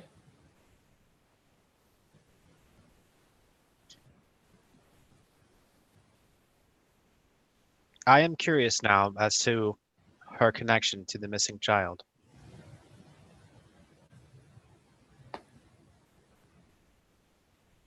It would be a very strange coincidence for her to have been near and around Camino without some knowledge of it. Plus, the only leads we have are a Sith crystal and a syringe. And if I'm to be honest, I don't like lightsabers.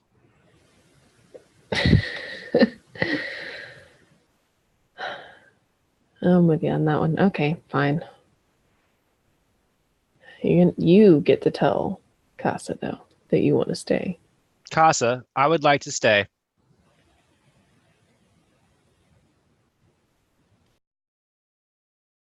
What?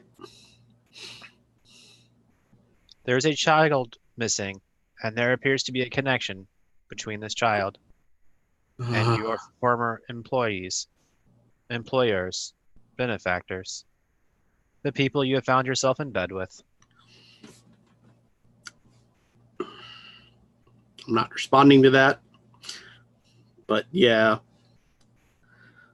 It's my parents, by the way. And you've been doing enough dirty work. We often find ourselves responsible for the deeds of those who built us.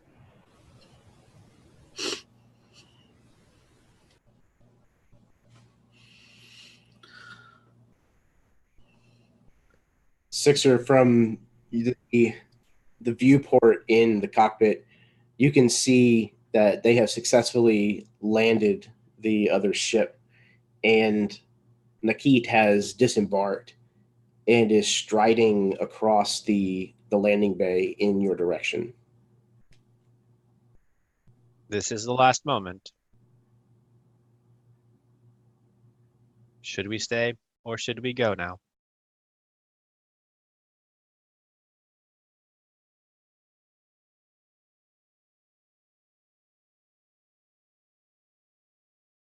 Cassie, you're the one with the history here.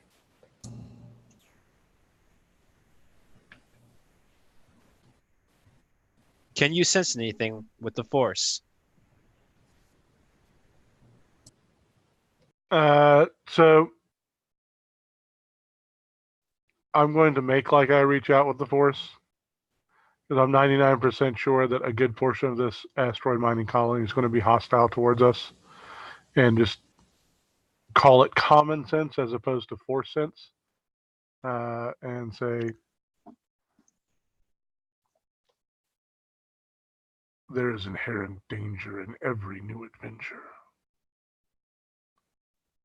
This place does not differ from any other.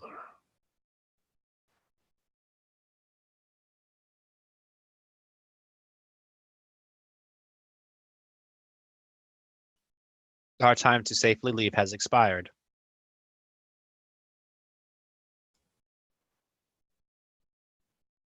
You can see that she's made her way to where the landing ramp would lower, and she seems to be waiting once again with her arms crossed across her chest, kind of looking up at you.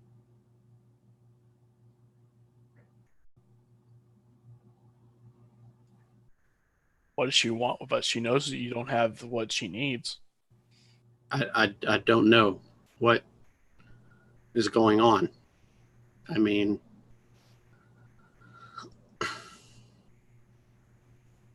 yeah.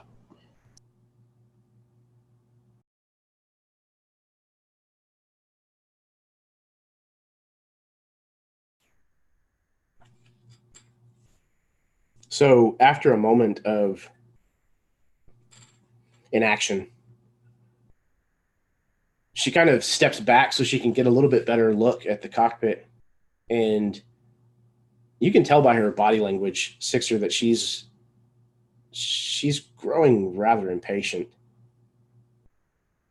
She kind of pulls her wrist up to her mouth and begins speaking into it.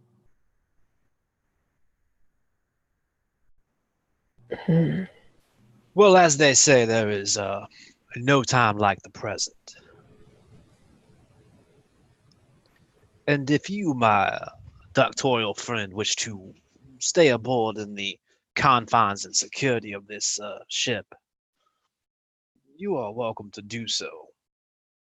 But I am taking the keys, as it were, with me. And I'm going to hit the button to drop the walkway. There is still a missing child, and there may be information to be had here. And if that does not stir your human gut, then perhaps droids are superior. And I'll walk down the gangplank to the planet, or asteroid, as it were. Yeah, she's on her way up the ramp as you meet her. She said, I was beginning to think that you were going to be rude and leave. Is Casa coming? He is inside making up his sensibilities about whether or not he chooses to attend this soiree. I see. You can understand his discomfort, as it were. Mr. Poulos would be disappointed if he came all this way and didn't at least stop and say hi. From my understanding of Casa's actions and inactions, Mr. Poulos is already disappointed.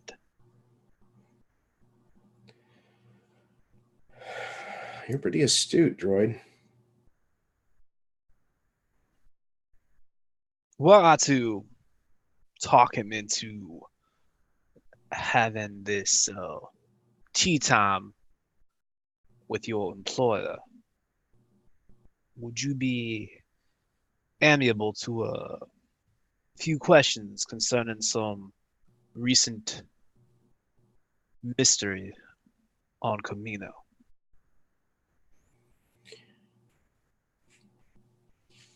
Do me a favor, if you would, Steve. Roll.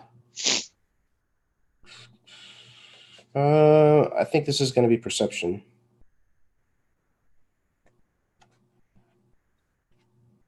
Okay, just straight perception. Yeah, I'm looking at some of the skills. I think it's going to be straight perception. No problem at all. Let's see. Let's roll that back. Ooh, it's gonna be nice and high. 20. Wow. Okay. So there's no doubt in your mind whatsoever that whenever you mention this mystery on Camino, she bristles. You can almost see the wall come up. She recovers fairly quickly, but it's undeniable what you saw. I don't know that that I would like to answer very many questions. I think I've answered quite a few of your questions already. You have been most gracious in that. Yeah. So, You are welcome to board the ship and ask him yourself if he wishes to come down and speak.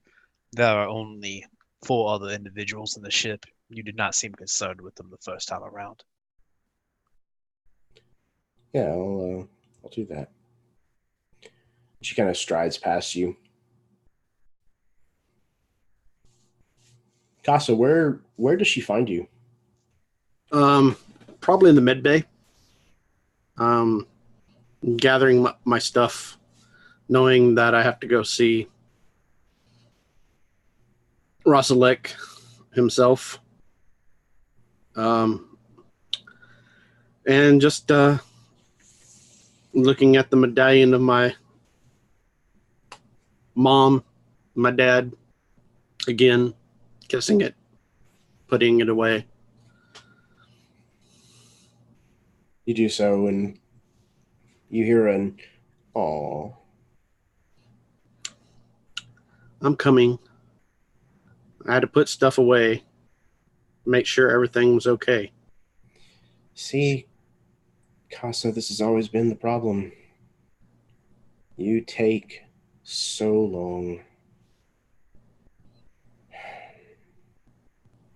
Making Mr. Poulos wait it's not good for your health. You're a doctor. You should know what to do. It's good for your health.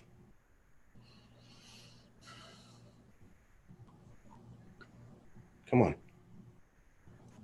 And I sling over my stuff and head out. You walk towards the ramp exiting the ship, and she kind of talks to you kind of over her shoulder without really turning to regard you much. So, are you bringing your friends with you? I guess so. Okay, then the question then falls to the 4 of you.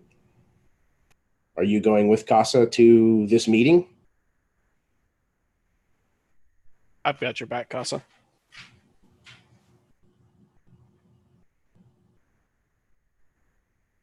Does this seem like a place we could just mosey around, or would that be ill-advised?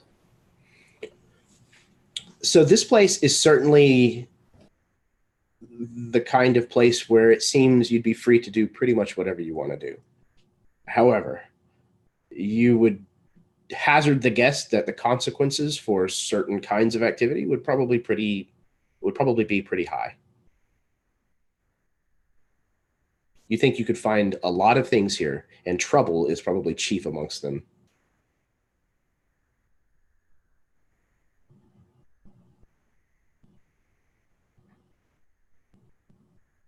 So Old Cap is going with Casa. Anybody else? I'm going with Casa. Roxas is going, okay.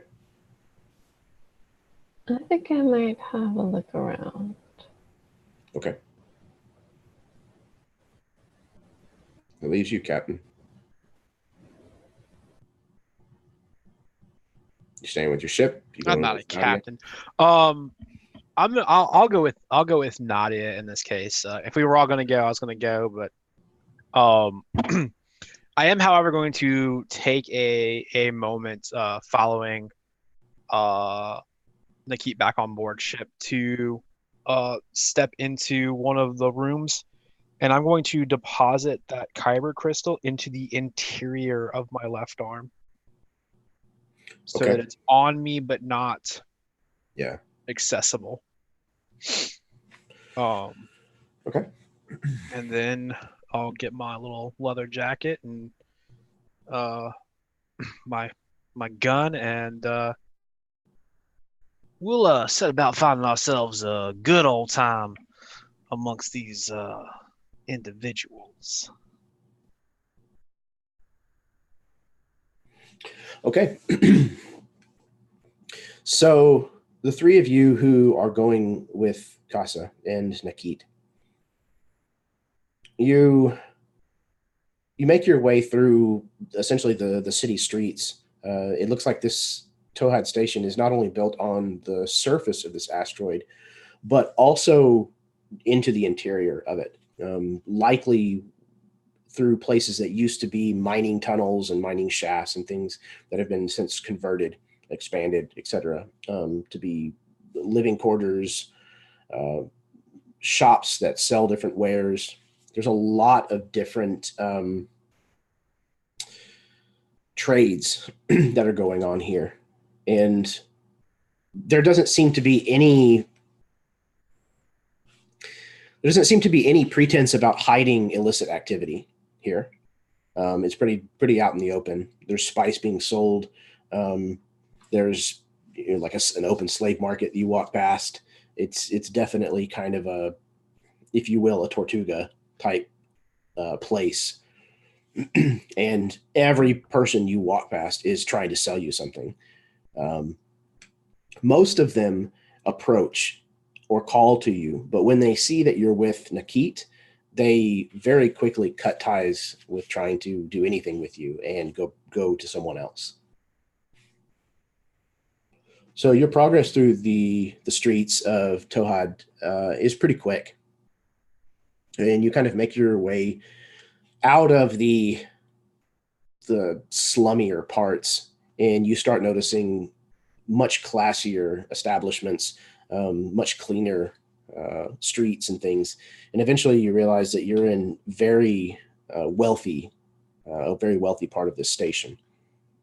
And you ride a lift that takes you up several hundred feet. And when it opens, you're in this the penthouse, essentially. It kind of looks out over parts of the station. Nikit kind of takes you forward to this desk where there's a very well-appointed, sharply dressed woman seated behind a desk. And she looks up as you enter. And she says, "Oh, Mrs. Para, welcome back." "Hello, Dr.Den. How are you?" Pretty good. It's nice to see you again. You as well. Is Mr. Poulos expecting you? Yes. I see. She reaches up and presses this device on the side of her head. It lights up. Mr. Poulos. After a moment, she then follows.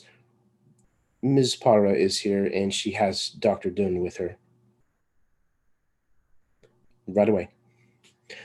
He'll see you in just a moment. If you would, please, have a seat. She gestures to some chairs.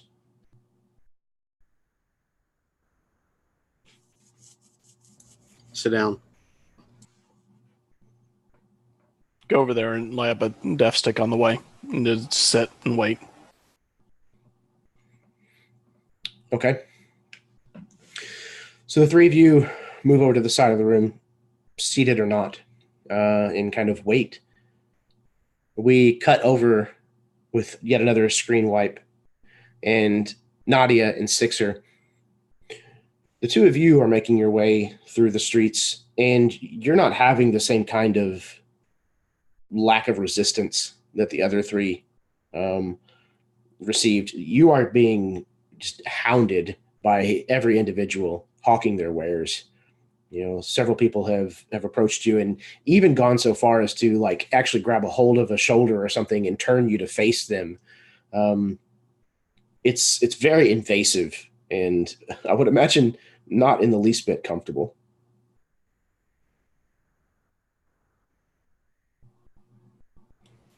Yeah, there have been a couple knees to guts and like, touch me again, I shoot your hand off.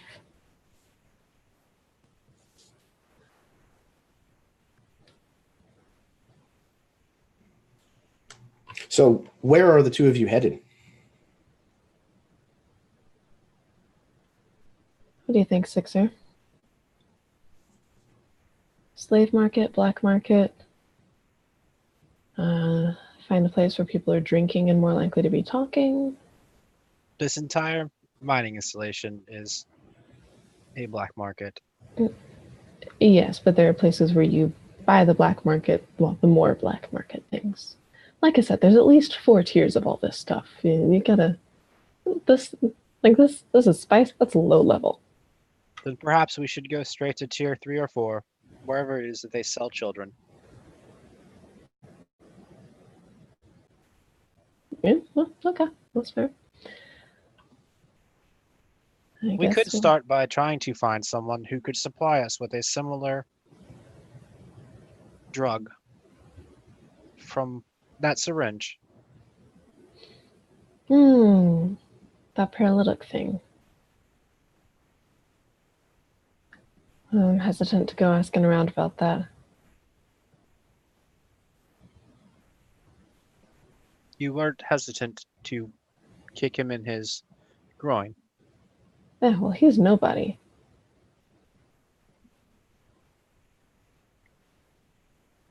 We're not going to get much information on Nikit here. No. If you saw the way that the sea parted. Which is exactly why I'm hesitant to ask around about whatever was in that syringe. Because I suspect she's familiar with it and she's involved. And they all know her. I would imagine that many people here are familiar with it. It is likely manufactured here. An interesting proposition. But it wouldn't help us.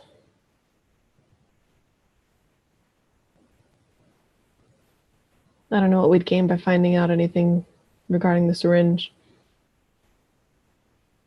I have found in some of my travels that if you can't find the danger, sometimes you have to have the danger find you. And were we to ask these invasive and peculiar questions, individuals who are ensorcelled and entangled in this operation may very well come looking for us. Yeah, see, I tend to try and avoid attention when I'm looking for information, but this is really intriguing. Sure, whatever. Let's try it. What the hell, man?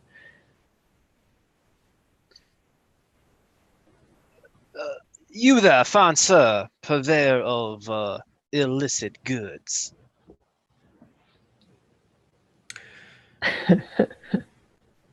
You have called out to one of these individuals that hawks their wares here, and stalling, hold please.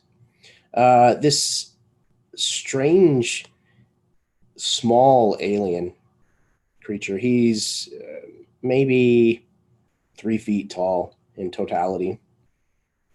He's white-skinned and has these very large kind of amber or golden-colored eyes. And even larger are these enormous ears that stick out from either side of his head. He's got a broad mouth with very thin lips, and his hair is kind of tied up in this almost a top knot.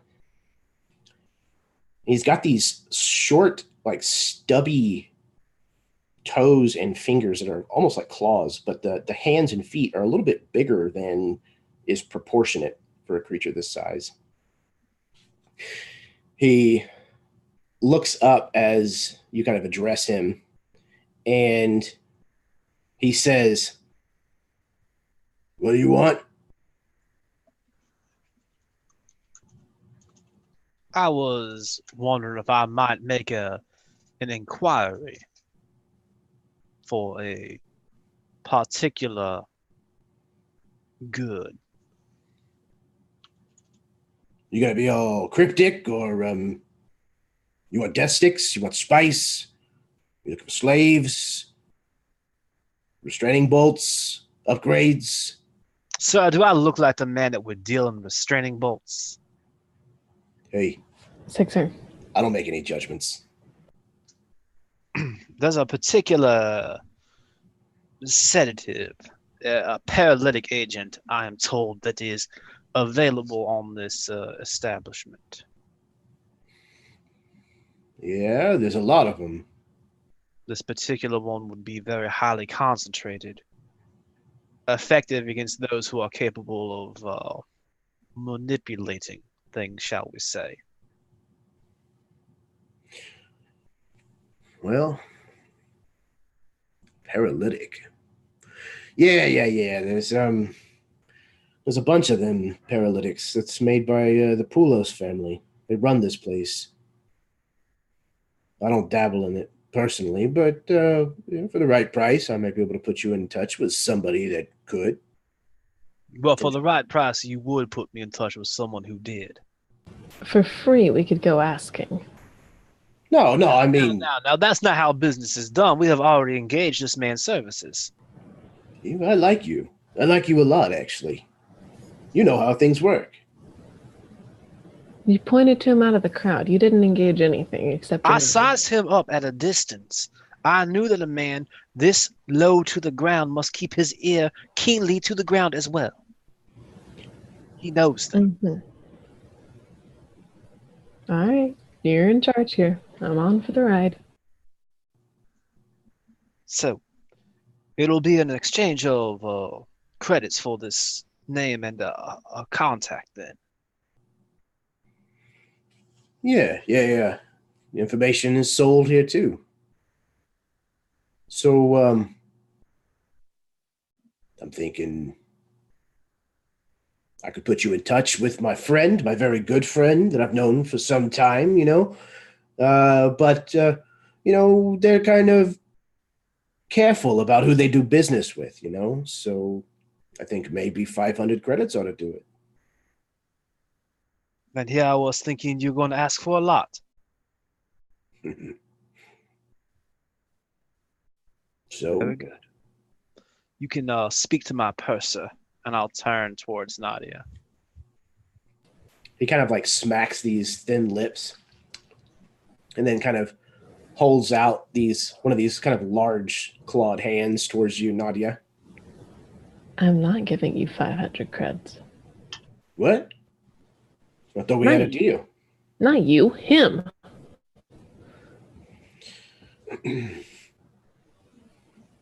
He kind of looks disappointed at you, Sixer. Oh, well, I guess I'll have to pay it myself. Yeah, so I'm going to, I guess, use my hacked cred stick and be like, here's some fake money, dude. Good luck. So is that a computer's roll or a deceive roll? Oh, that's a good question. Yeah. Let's see. Do you have any dice in deceive? I actually do. Okay. So you have like one bonus die in deceive? So yes, I do. Okay, so let's do this. Make a computer roll, and then you can apply that bonus die to that roll instead. Okay. That's cool. I can do that. And this is going to be an opposed roll, so he's going to roll probably computers as well. All right. I'll just type my title over here in my total over here in chat. Okay. Holy! Ooh, that was good. It was. I rolled so many sixes. Oh my god! Oh my god. So did he? No, the opposite. So I rolled 3 1s and a 2, and one of those ones was on his force die. So that means he got a total of 3. He's like, I'm rich. So you succeed in this ruse. The transaction completes, and he kind of scans this chip that you kind of made this transfer on. And after a moment, there's a like a green light, and he nods his head, and you can see this broad mouth of his kind of turn into a smile. Well, yeah, it's a pleasure doing business with you. So I've heard that the person you want to be talking to is her name is Nikit. She's a very, very, very dangerous person. Do you understand what I mean? Nadia looks at Sixer. Now, this not cute, and we'll just call her in from now on, so we're not parlaying that word around. Good idea. Yeah. If she is as dangerous as an individual like yourself might say, would it be possible for someone to acquire her services, or is she already betrothed, shall we say? Well, I mean, if all you're doing is trying to buy some kind of poison or something from her, I imagine she'd probably part with some. But as far as her loyalties go, she works for the Poulos family. Ah, a company girl. Through and through. That is quite interesting. And so would I just go up to the Poulos residence and ask for her, or is there No, don't be that stupid. No. But I could say you referred me. No. Look, you don't know me. You don't know me at all. Didn't you say she was a dear friend? That is simply a term that gets used. You'll come to understand one day. Yeah, I mean, I wasn't being literal or anything. So if I needed to find her, where would an educated individual like yourself suggest we look? Well, that's tough. She's busy. She runs around a lot. It's hard to say whether or not she's even on this rock. But if she is, chances are that she'll probably hang out in the bar later. She usually stops by there if she's here.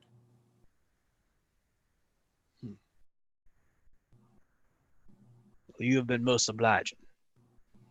Yeah. And if it comes up, again, I have never met you a day in my life. He winks and kind of points one of these clawed fingers at you. Yeah, I like you. He kind of picks up this chip that has his fake credits on it and kind of waves it as if to say thank you. and then turns around and kind of disappears back into the crowd to continue hawking his wares. Death sticks! If you need your death sticks, I got them for you. Come and get them. So, at the very least, we have determined that Nikit is involved in this. Which we already suspected. Correct. However, now we can almost be certain. Sixter, you just got conned out of 500 creds. I didn't spend anything.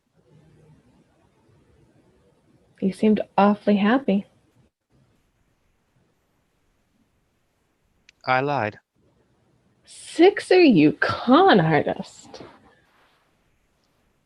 And they say you can't teach an old droid new tricks.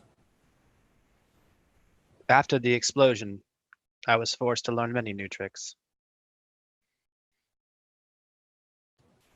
Well, I guess we keep walking and hope that fella doesn't come back. He'll figure out your ruse eventually. It will be sometime. So I guess we'll just kind of meander around and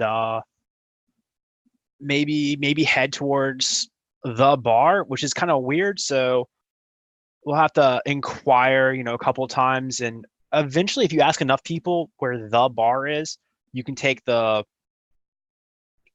average of what they say and assume that that's the most popular one. Absolutely. So that's kind of how we'll. Also, a strategy is to just give the DM just a little bit of time, and he'll just make one up. Right, which is what I'm doing. Which is, I mean, it's perfect. It was flawless. So we're going to say that this one is called the. It's the Death Hole. It's just called the Death Hole. It's the Death Hole. I lost his name. We'll call it the Sagan Belt. All right, and I guess we'll head that direction. If for no other reason than if she does murder all of the rest of our friends, we at least know where she's going to go to afterwards. All right. So you guys make your way deeper into the streets of Tohad Mining Station. And meanwhile, we screen swipe again, top to bottom, and find ourselves back in the penthouse, just outside the doors. And the woman behind the desk looks up and says, "He's ready to see you now." Very good. I get up and proceed. There's a kind of a noise as the doors open and you step into the room. This is an immaculately appointed office, if you will, but it's office / living area. Like it doesn't look like this is necessarily only used for business, but the furniture and the decor and stuff in this place is very, very nice. At the far end of the room, there's kind of this large octagonal window of plexisteel glass that kind of looks out over the biggest part of the mining station. Scattered around the room in kind of strategic locations are these well-dressed, broad-shouldered individuals. It looks like there's probably half a dozen of them at least that you can see in the room. Two of them stand on either side of the individual that Casa recognizes, sitting behind a large desk just in front of this window. And that is the head of the Poulos family himself, a very old, frail-looking man with this intense darkness to his eyes. His head is wreathed in this smoke from this cigar that he inhales on, the red of the cherry on the end glowing just as bright as this this levitating chair that he sits in. He fixes his gaze on you, Casa, this cold, penetrating stare.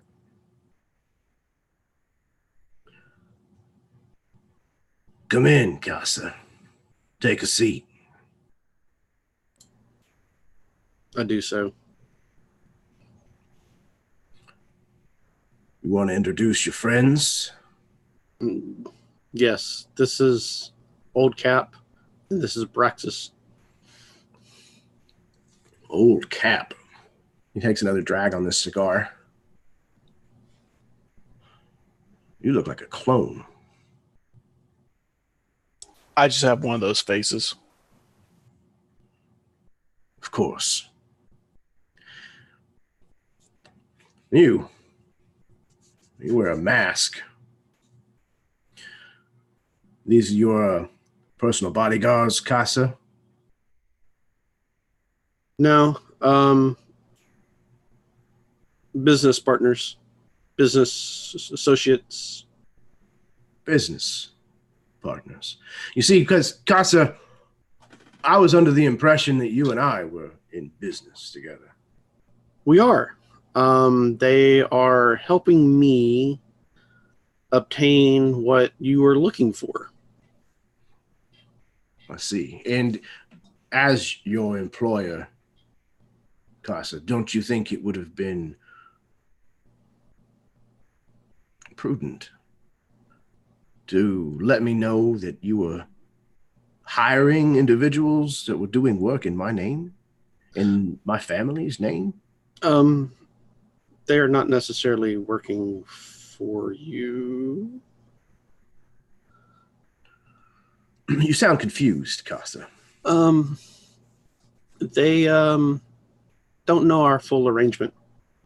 I see. Well, we're here to discuss our full arrangement. So if they're not privy to this information, maybe they should wait outside. I look at Old Cap and Braxis.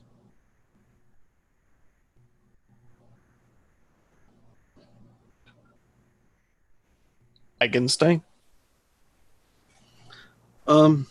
It's okay.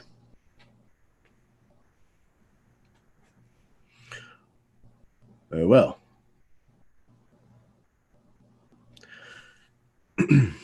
Casa,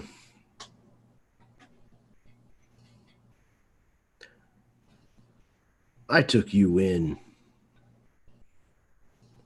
when you had no one else to depend on.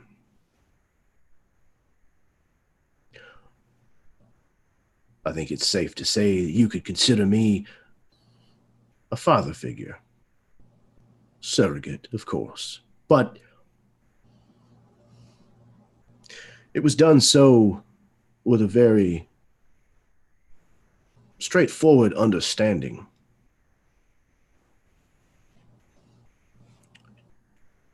You were to provide for me the things that I need to continue to conduct my business. To say that you have fallen short is an understatement.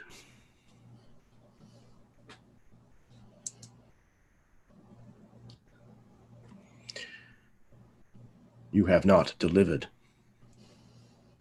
one single package since the arrangement for you to join the rebel cause has been made.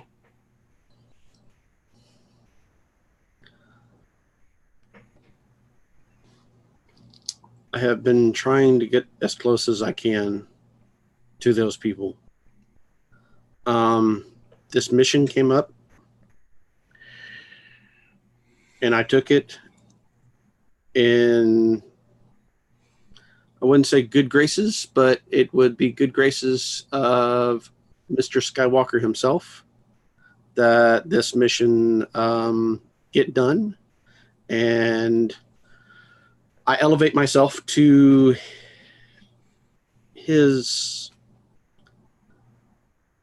how would you put it? Personal space. Casa, I don't give a damn whatever mission you think you're on, what it is you think you're doing. I deal in a lot of different things, but excuses is not one of them. I will give you until the end of the month. Thank you, sir. If you do not produce Skywalker's DNA or the DNA of Princess Organa, I will kill you. Yes, sir. Surrogate son or not. The two of you, whatever the hell arrangement you've got with him, you better see that he succeeds, or else I will hunt both of you down and you'll join him. If you work for him, then you also work for me. And anybody who works for me does as I ask.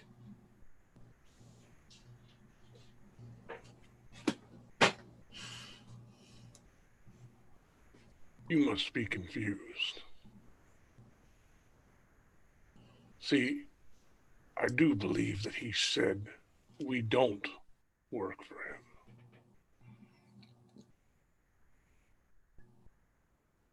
Therefore, by your own logic, we don't work for you either.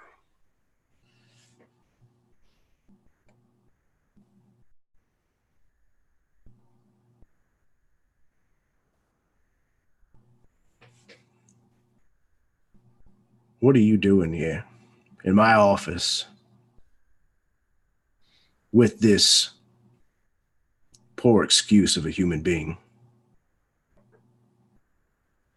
Well, for one, I'm not human. For two, let's just say I'm intrigued as to why you have such an interest in Skywalker.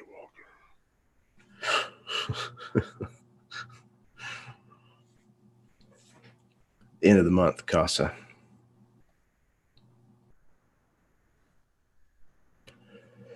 Now get out. Casa. One last thing. Yes, sir. If I ever catch you nosing around Camino ever again, you'll meet the same fate as your family.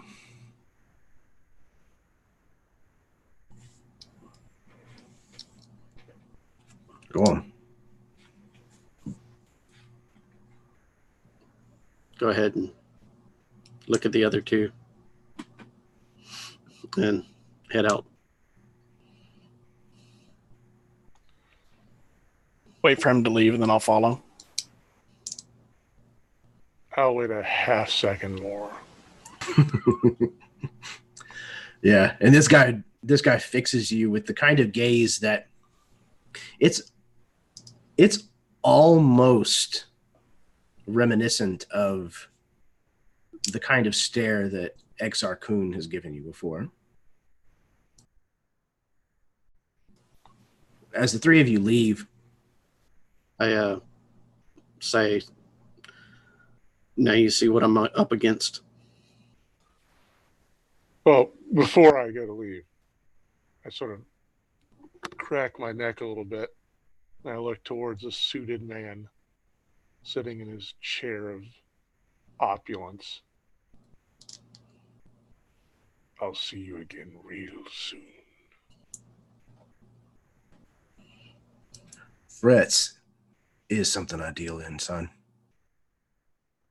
I look forward to our next meeting.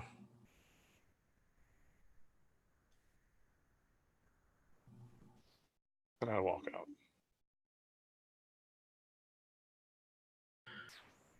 Okay. The three of you leave the penthouse. Nakit is no longer around. She's not waiting for you there any longer. So before we head back over to Nadia and Sixer, where are the three of you headed next?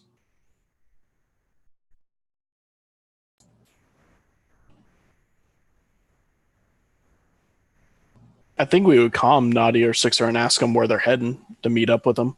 Yeah, that's definitely. I'm gonna find the key.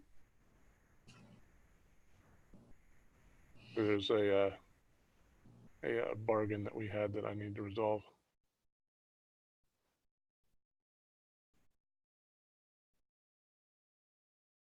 Okay. The with the comms chatter back and forth between you guys, you can organize that you're kind of waiting to find Nikit, it sounds like, at the Sagan belt. So, Braxis, if you want, going with the rest of the group, sounds like that's what their goal is as well. But you can certainly go elsewhere on your own if you'd like.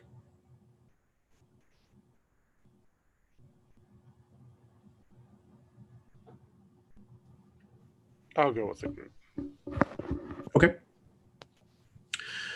So you guys wait, until the nightlife of the mining station kind of kicks into high gear. And eventually you're able to make your way to the Sagan Belt bar. It's this nicer part of town that it's a very upscale kind of establishment. By the time that you make it there, it's already starting to fill with a lot of the more lucrative merchants and bounty hunters and people of that nature that are currently at the station. So as we join the five of you kind of entering this bar, what is each one of you kind of getting up to? Where are you heading? What are you doing when you arrive? So Sixer has found a corner, maybe one of these like the rounded booths, like in the picture there, and he's sitting sort of astride two of the cushions and has what would pass for like a whiskey and a glass that he's obviously not drinking, but nonetheless he has, and he's sitting in such a way that his torso and from his neck down is lit, but his face sort of remains in these shadows mysteriously, and he's affecting this. So like you might even see him shift every once in a while when someone walks by with like a tray full of shiny glasses or something. Like he has to kind of like move to keep his face mysteriously in the shadows. And he sits there in this sort of nonchalant, one foot up on the table, very much in the way that he saw Nikit sitting. Like the posture is almost mimicking hers. The difference is like whatever music is sort of playing in this this cantina, his foot is errantly sort of tapping along to it without his knowing.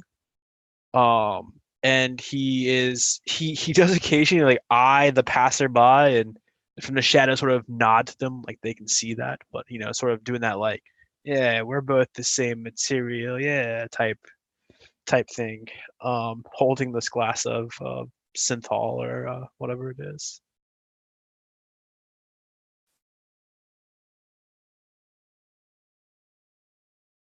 Braxis is going to be reaching out with the Force to try and locate her before the rest of the party does.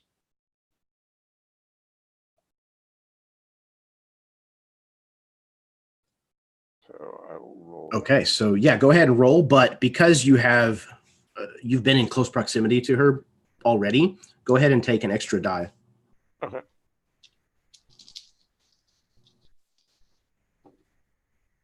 Okay, that's an explosion.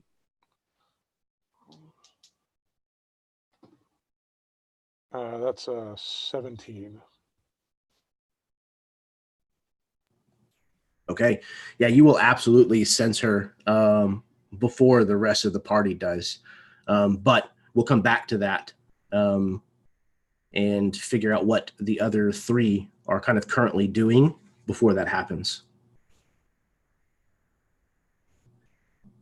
So, the other three of you, what are you doing?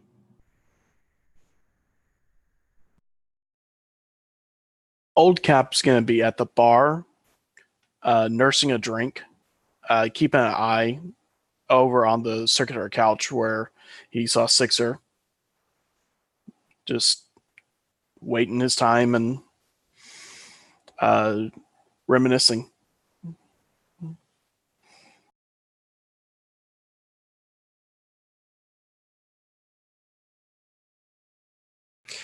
For the most part, nobody really seems to try to interact with you all that much, Old Cap. The bartender obviously, comes over and serves you. It's a droid bartender. But everybody else seems to kind of give you like a one stool buffer, kind of. And yeah, so you're largely just left to your own devices.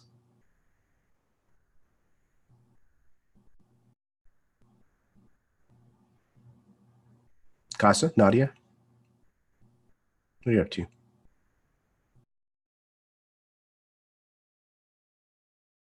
So Nadia is going to try and see who looks like they might be like the right hand, does the dirty work kind of people. Not the one in the silk suit, but maybe the muscle, maybe the one who makes the appointments, who finds the goods, and see if there's a couple people who are sitting and or standing. She might saddle up to them.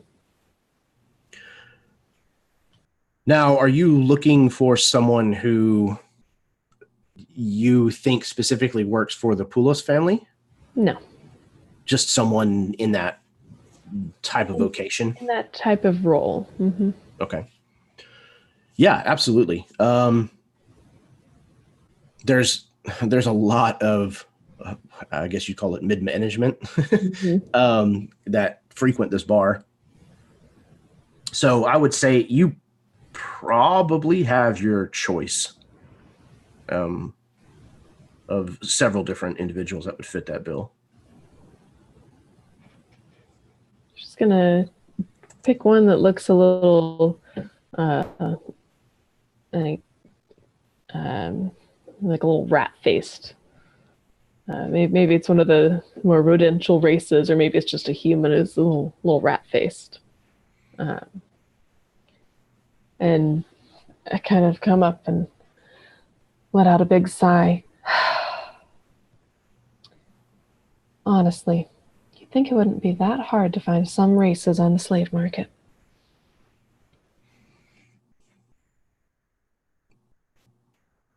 This individual. Oh my God. Okay. Hang on.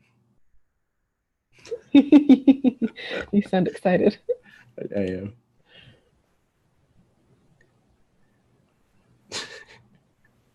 Okay. The individual that you have found is a Gamorrean. Is this picture showing up for you? Did it change? Okay, hang on.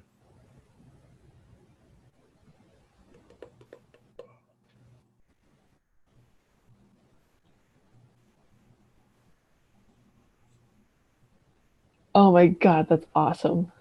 It's this large Gamorrean. And even though here he's, shirtless or whatever, he's dressed in pretty nice clothes for a Gamorrean. But this dude is, he's scary looking, but he doesn't seem to be quite the brutish thug that most Gamorreans tend to be.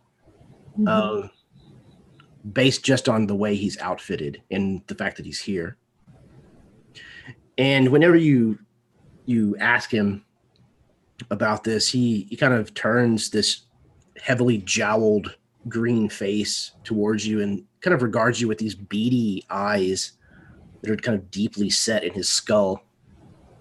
And he says, "You're looking for slaves?" My client is.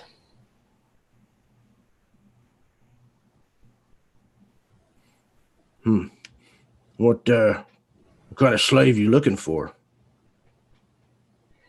Ideally youngish, adolescent, apparently easier to train. Not really my specialty, but got a thing for aquatic amphibic races. So like Mon Calamari, Corin? Yeah, those guys, very fond of Kaminoan, but they're just impossible to find. Yeah, tell me about it. Those people stick to themselves. No, Hardly ever see any of them off planet. I know. Although I did see one yesterday, strangely enough. You're kidding. They never leave. No. Right here in the city, as a matter of fact.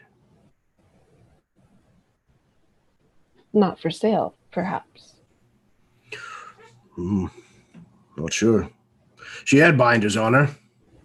Mm. Somebody's buying.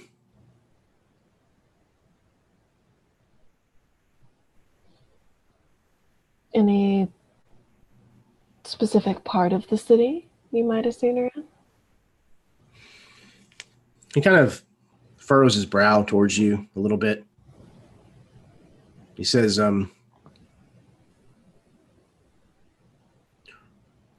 look, I think maybe if we're going to be exchanging this kind of information, maybe I should be getting something out of it, you know?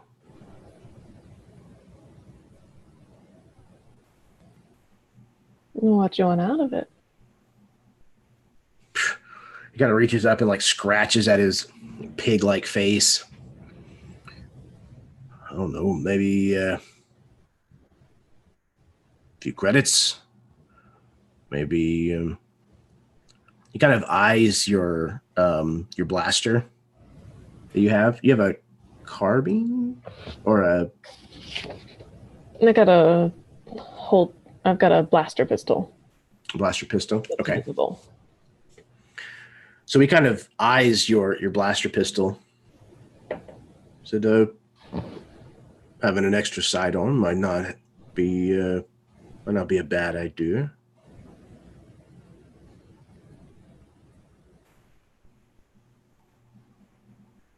Well, we'll see how good your information is. See what kind of deal we can make. If it's the same thing I heard 3 days ago, not really worth a lot to me. Yeah, okay. He kind of like chortles and like his jowls kind of pop around his fangs as he does so.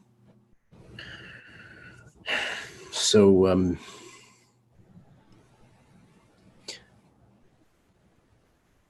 they were taking her into the Poulos household. So I don't know if you're going to be able to get to her or not. That'd be a hell of a bidding war. You got those kind of credits? I could see if my client does. You must work for somebody a lot more higher up the food chain than I do. Yeah. You take the highest bidder, right? When you can.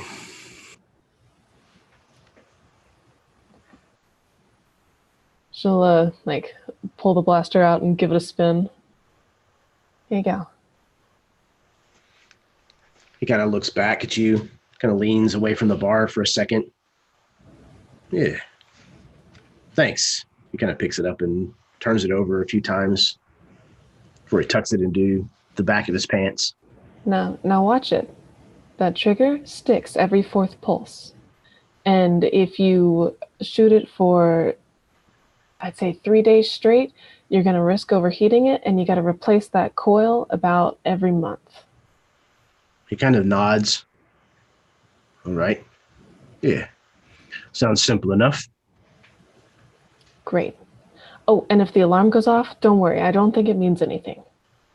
Alarm. I'm pretty sure, yeah, it just has this sensor for the little kind of overlay. It hasn't ever blown up on me yet. I think it's just a false alarm. So don't. All right. I'll be careful. You should also be careful. You understand my meaning. I understand your meaning, but you take a gal's weapon and tell her to be careful. How am I supposed to do that? Look, a bargain's been struck. You want the gun back? Maybe you offer something better in exchange. We make a new deal.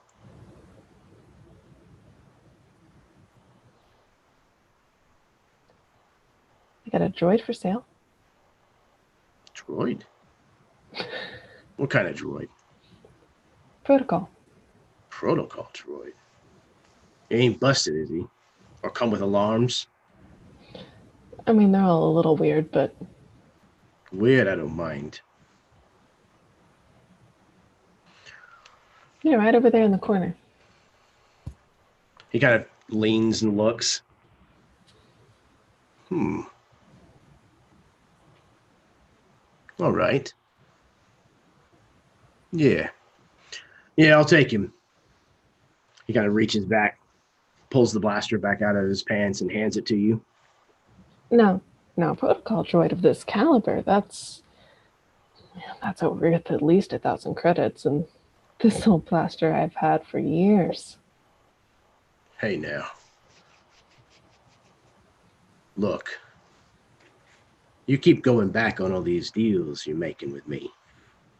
This is starting to sour our relationship. Okay, you don't want the droid, that's fine. No, it's either the droid or the blaster. That's the deal. I gave you the information you were wanting.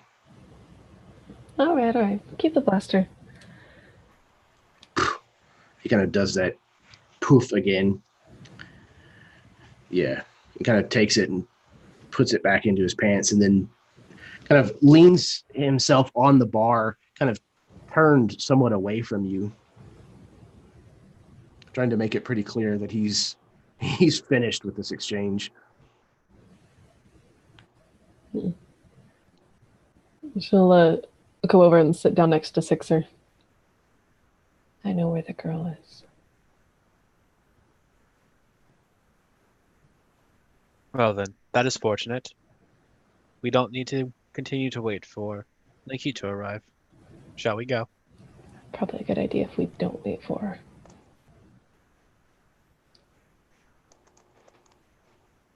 Should we get the others? Casa, Cap, Braxis. Let's go for it now. I have some information. All right, lead the way. Okay, before you do so, or as you guys are kind of, getting up to be leaving, Braxis, you're kind of keeping this finger on the pulse, if you will, this kind of just continuous leading out of the feelers. And before this call comes out from your compatriots, you get the sense that this entity, this Nikit, is coming.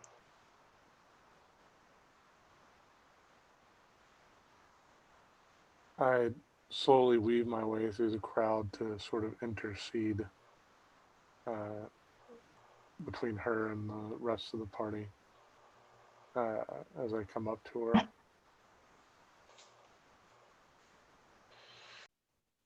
So I believe we had a bargain. I fulfilled my end.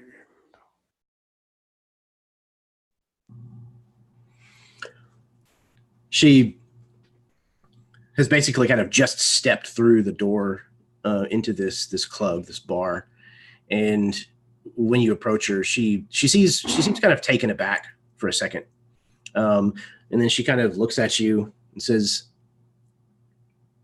"We did have an agreement. You got me here safely, and it's appreciated." She tosses you something, and luckily, with your trained reflexes, your connection to the Force, you reach up with lightning speed and are able to catch it out of the air.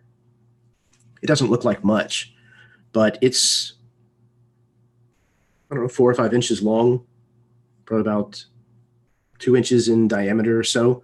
Kind of this tubular shaped mechanical device that you're not sure what it came from, some kind of machinery, but it certainly looks like it could house this kyber crystal.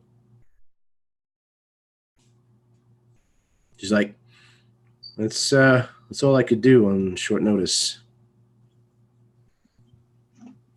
We square? So looking at this thing, is it like what I would have seen in holocrons at the temple?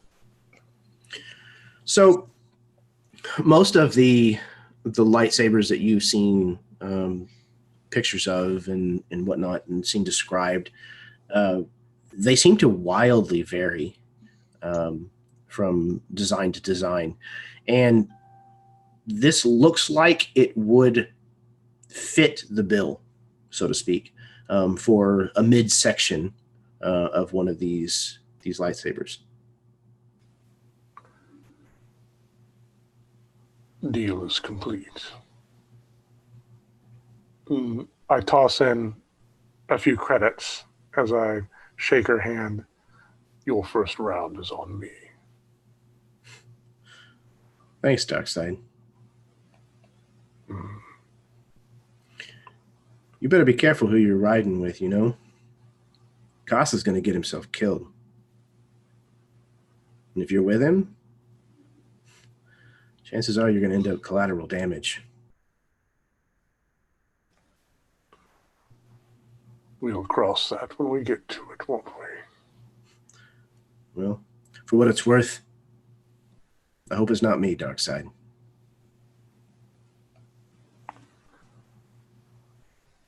Enjoy your evening. I plan to. She kind of like twirls the credits like through her fingers and then turns and moves deeper into the bar.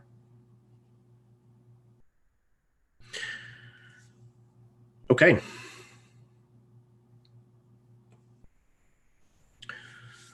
So, leaving the Sagan belt, we screen swipe again. Diagonal. Where do we find the 5 of you? Where are you headed?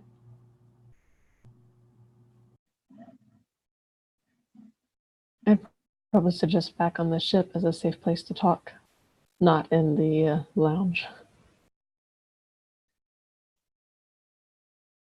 So what did y'all find out?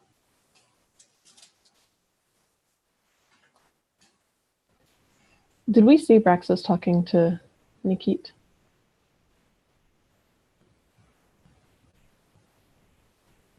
How discreet were you trying to be, Braxis?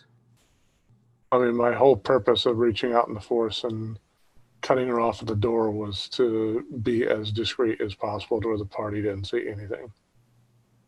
Okay. So let's do this then. There is a stealth, which is perception. So let's have you roll that, and you will get an extra die because of the precautions that you took to meet beforehand. as well as how crowded this place was. And then one of you, with the rest of the party, if you would, you can discuss it amongst yourselves who that will be. You can roll a search. I've got a 3 in search. Anyone got higher? Nope. Yeah, I got 3 too. I wouldn't be searching for him unless you told me to. So Nadia's suspicious of him. She'll roll it. Yeah, that's what I was going to suggest. Makes sense. 11. 17. So that is a resounding no. No, none of you did notice. By the way, of note, I did use my character point die for that. Excellent. Okay, cool.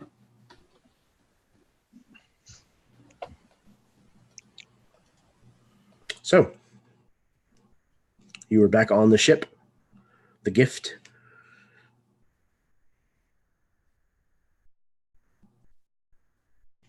I think I know where Tiapan Vanla is. Okay. Anybody want to guess? I'm betting in possession of the creepy man in a suit, surrounded by bodyguards, that essentially bossed Casa around for 5 minutes and told him to leave. Yeah, Yep. he's not a pleasant person. Heard a rumor that there was a young Kaminoan wearing binders seen being taken into the Poulis residence. Question, DM. GM. Would I know this particular family residence? Well, I would say so. I mean, like, you probably couldn't sketch a map of its hallways and rooms, but okay. I would say that you've been in it more than once. Okay. I do know of the location. I haven't been there as much as I've been to the other locations, but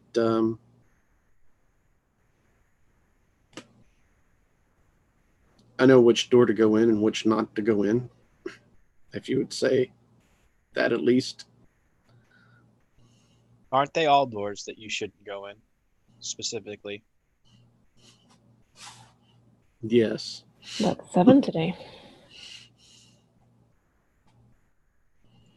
I asked your associate, Nikita, earlier if she were aware of the goings-on in Camino. She is, intimately.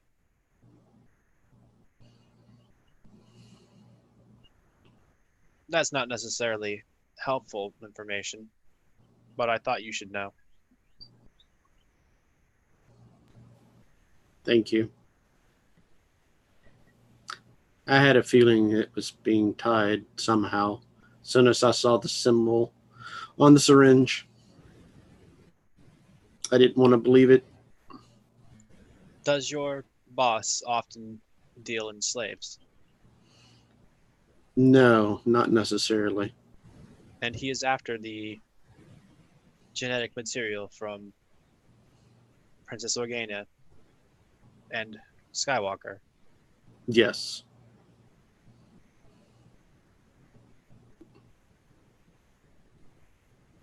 Something doesn't fit. The necklace, the crystal. We're missing something. Is it possible that he hopes to recreate or reinvigorate someone such as the Emperor or Lord Vader?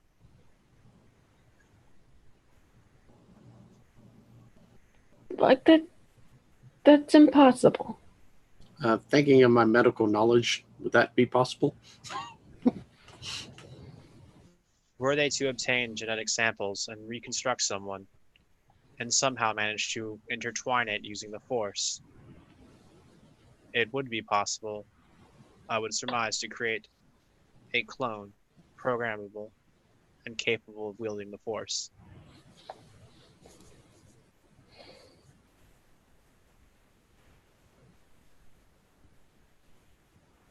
I don't like it.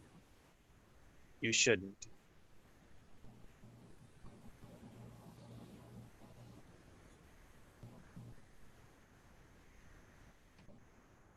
Explains a lot.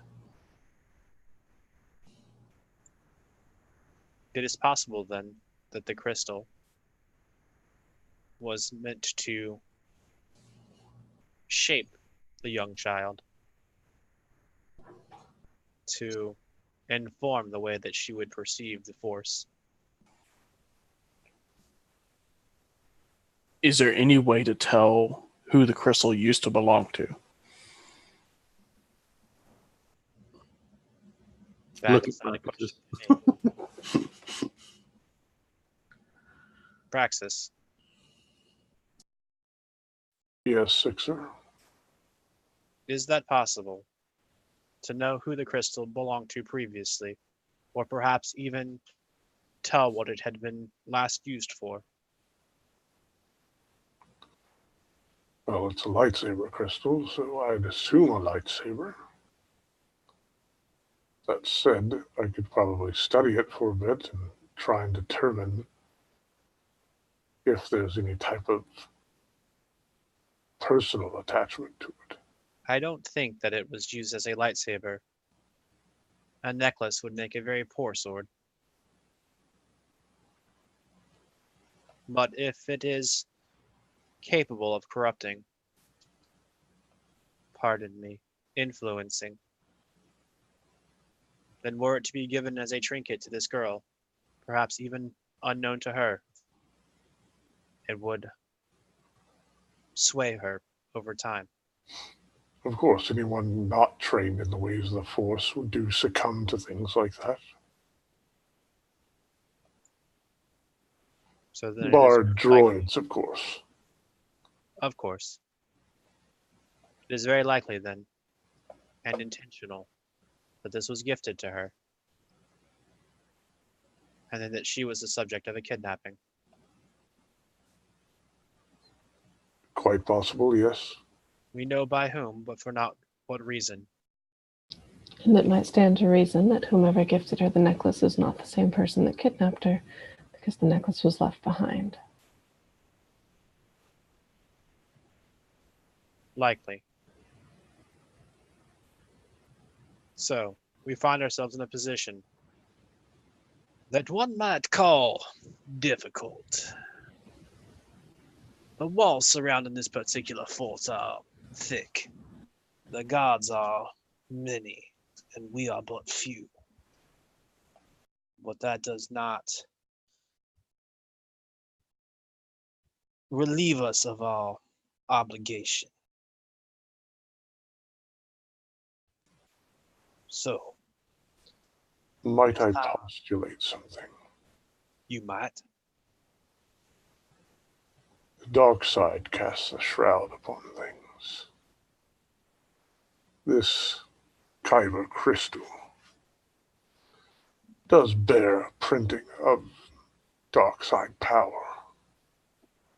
What if this crystal was hidden within the necklace as a means of hiding her, of protecting her from the would-be kidnappers? Then I'd have to say it didn't do a very good job. Very true.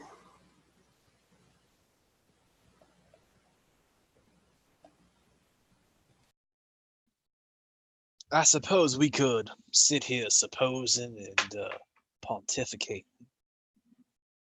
But at the very least, we know that a missing child with a loving, elderly, and fragile granny is yonder. My question to you is, what does your human intuition say we should do next? Or, if Zabrax have it, your intuition likewise.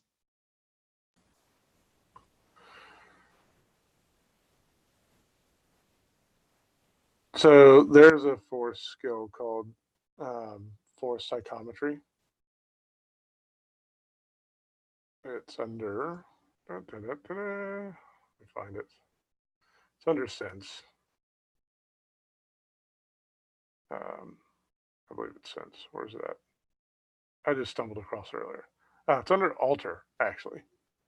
Would I be able to look at this crystal and possibly hone in on exactly where this girl is being held?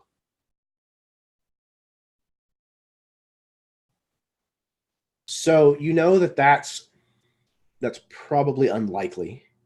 That if she was even aware that it was in the necklace itself, that typically it requires a much stronger bond between a force user and their crystal. Usually a part of crafting the crystal into the lightsaber is a lengthy and very personal journey. So since she has not gone through any such ritual, obviously, since it was not in a lightsaber, it's very unlikely that she would have established that strong of a bond to it. You can always attempt it, but it would be incredibly difficult to do.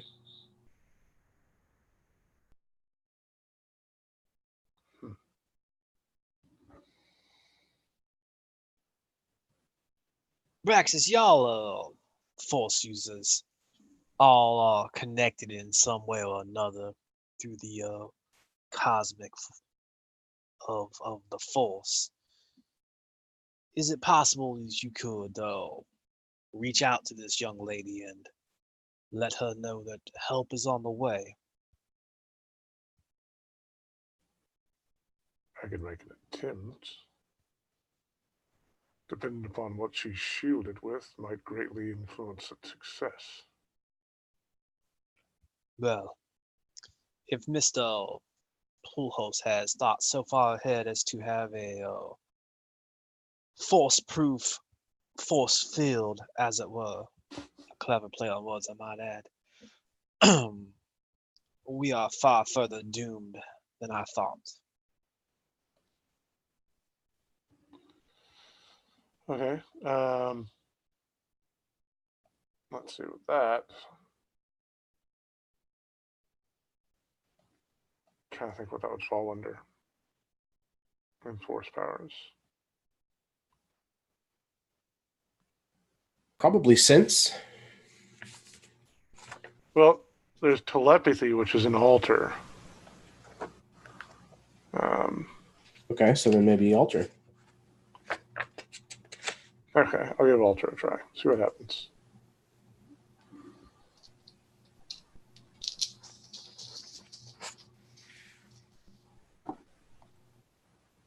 Okay.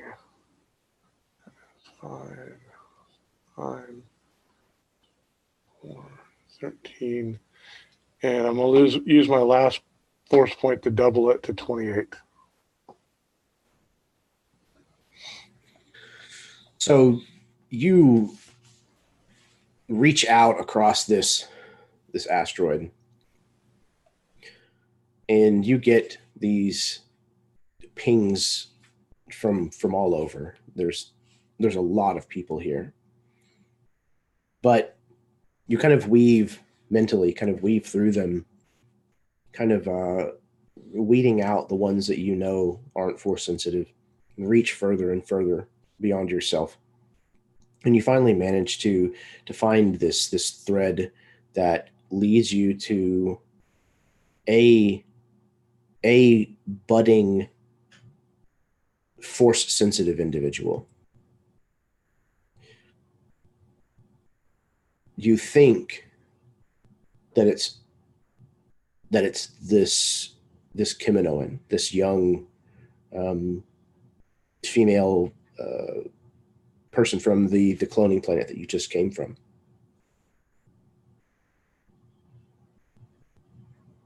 You can sense confusion and fear, a lot of fear.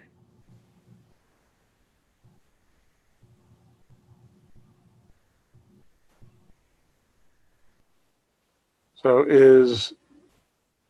would me talking to her, does that have to be actually verbalized? Or is it just in my mind? You know, I'm trying to think how I've seen it handled in the films and such. I don't think you have to voice it, from what I can recall. From what I remember, a lot of it takes place on like a mindscape. Yeah. So, yeah. I reach out to her and we are coming. Take that fear and use it. Channel it to give you strength until we arrive. And then I will show you myself what that fear can do for you.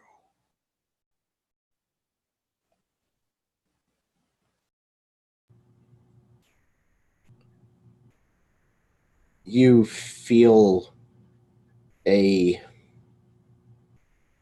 somewhat of a sense of relief. The fear only diminishes a modicum, but the confusion dips quite a bit. Gives way to some sense of relief. She doesn't respond with any kind of vocalization that you can hear, and you think that's probably because her connection with the Force is likely very weak, not trained at all.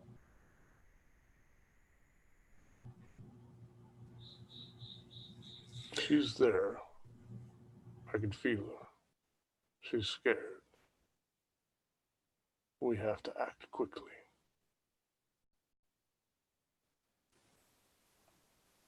Well, then we have an assault to plan.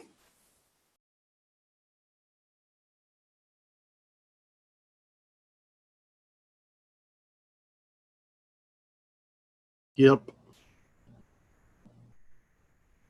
This will be fun. You have no idea. I think you all and I may have very different ideas of the definition of the word fun. Remind me to buy you all a dictionary.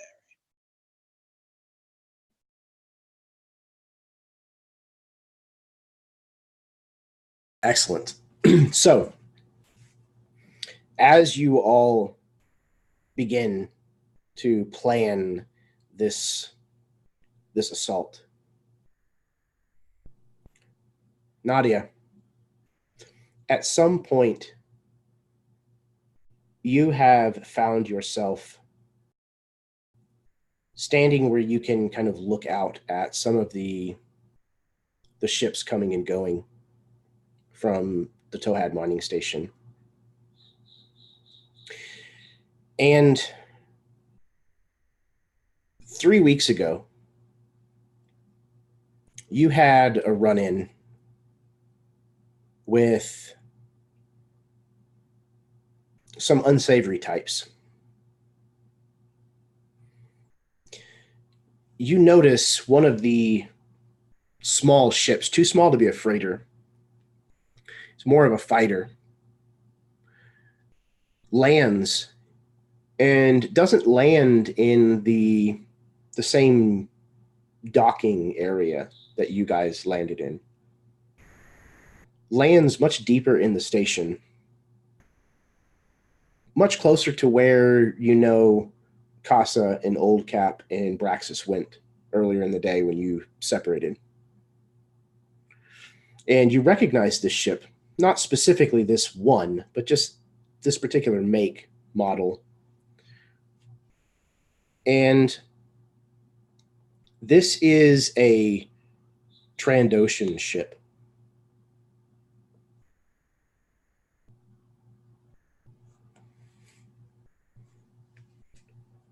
You see it fly in, land somewhere out of sight, deeper into the city. And if you pay attention long enough, within half an hour, this ship comes back up out of wherever it had landed and jumps back out into space.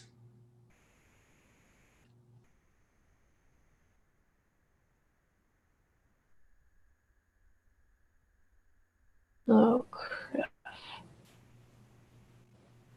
And that's where we're going to end. All right.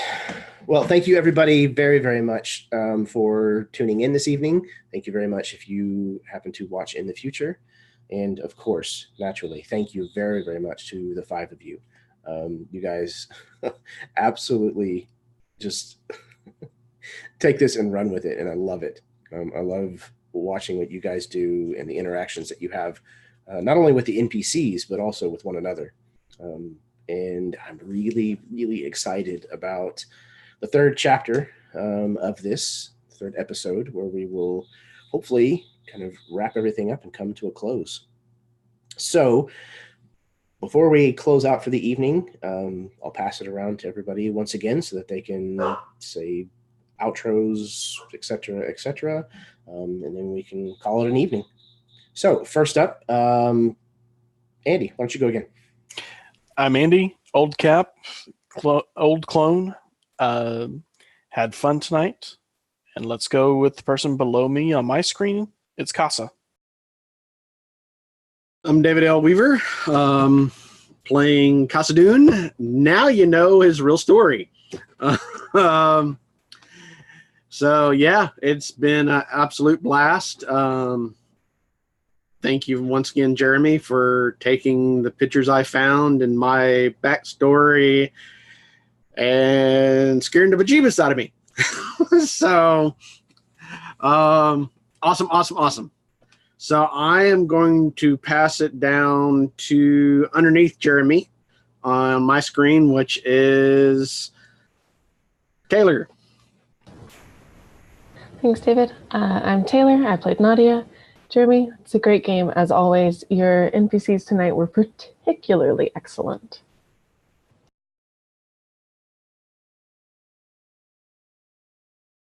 Oh, and I guess I should pass it off. Braxis. Yeah, Jason T, D&D DM on Twitterverse. Again, yeah, the NPC roleplay was on point. Braxis is very, very invested in breaking as many bones of the people in that room as possible.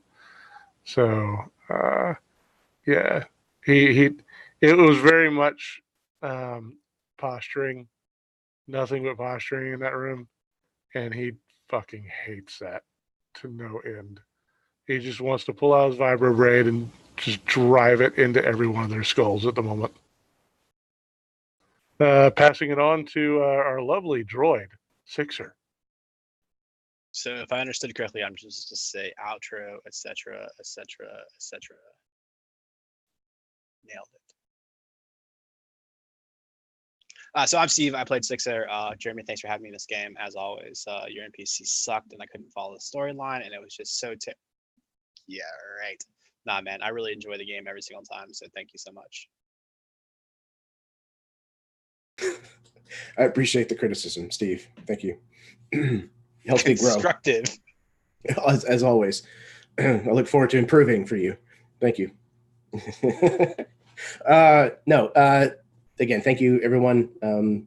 This is awesome, and I cannot wait to see how it's going to all finish. So until next time, may your dice roll high and your snacks always be within reach. How do I stop going live? I guess I should have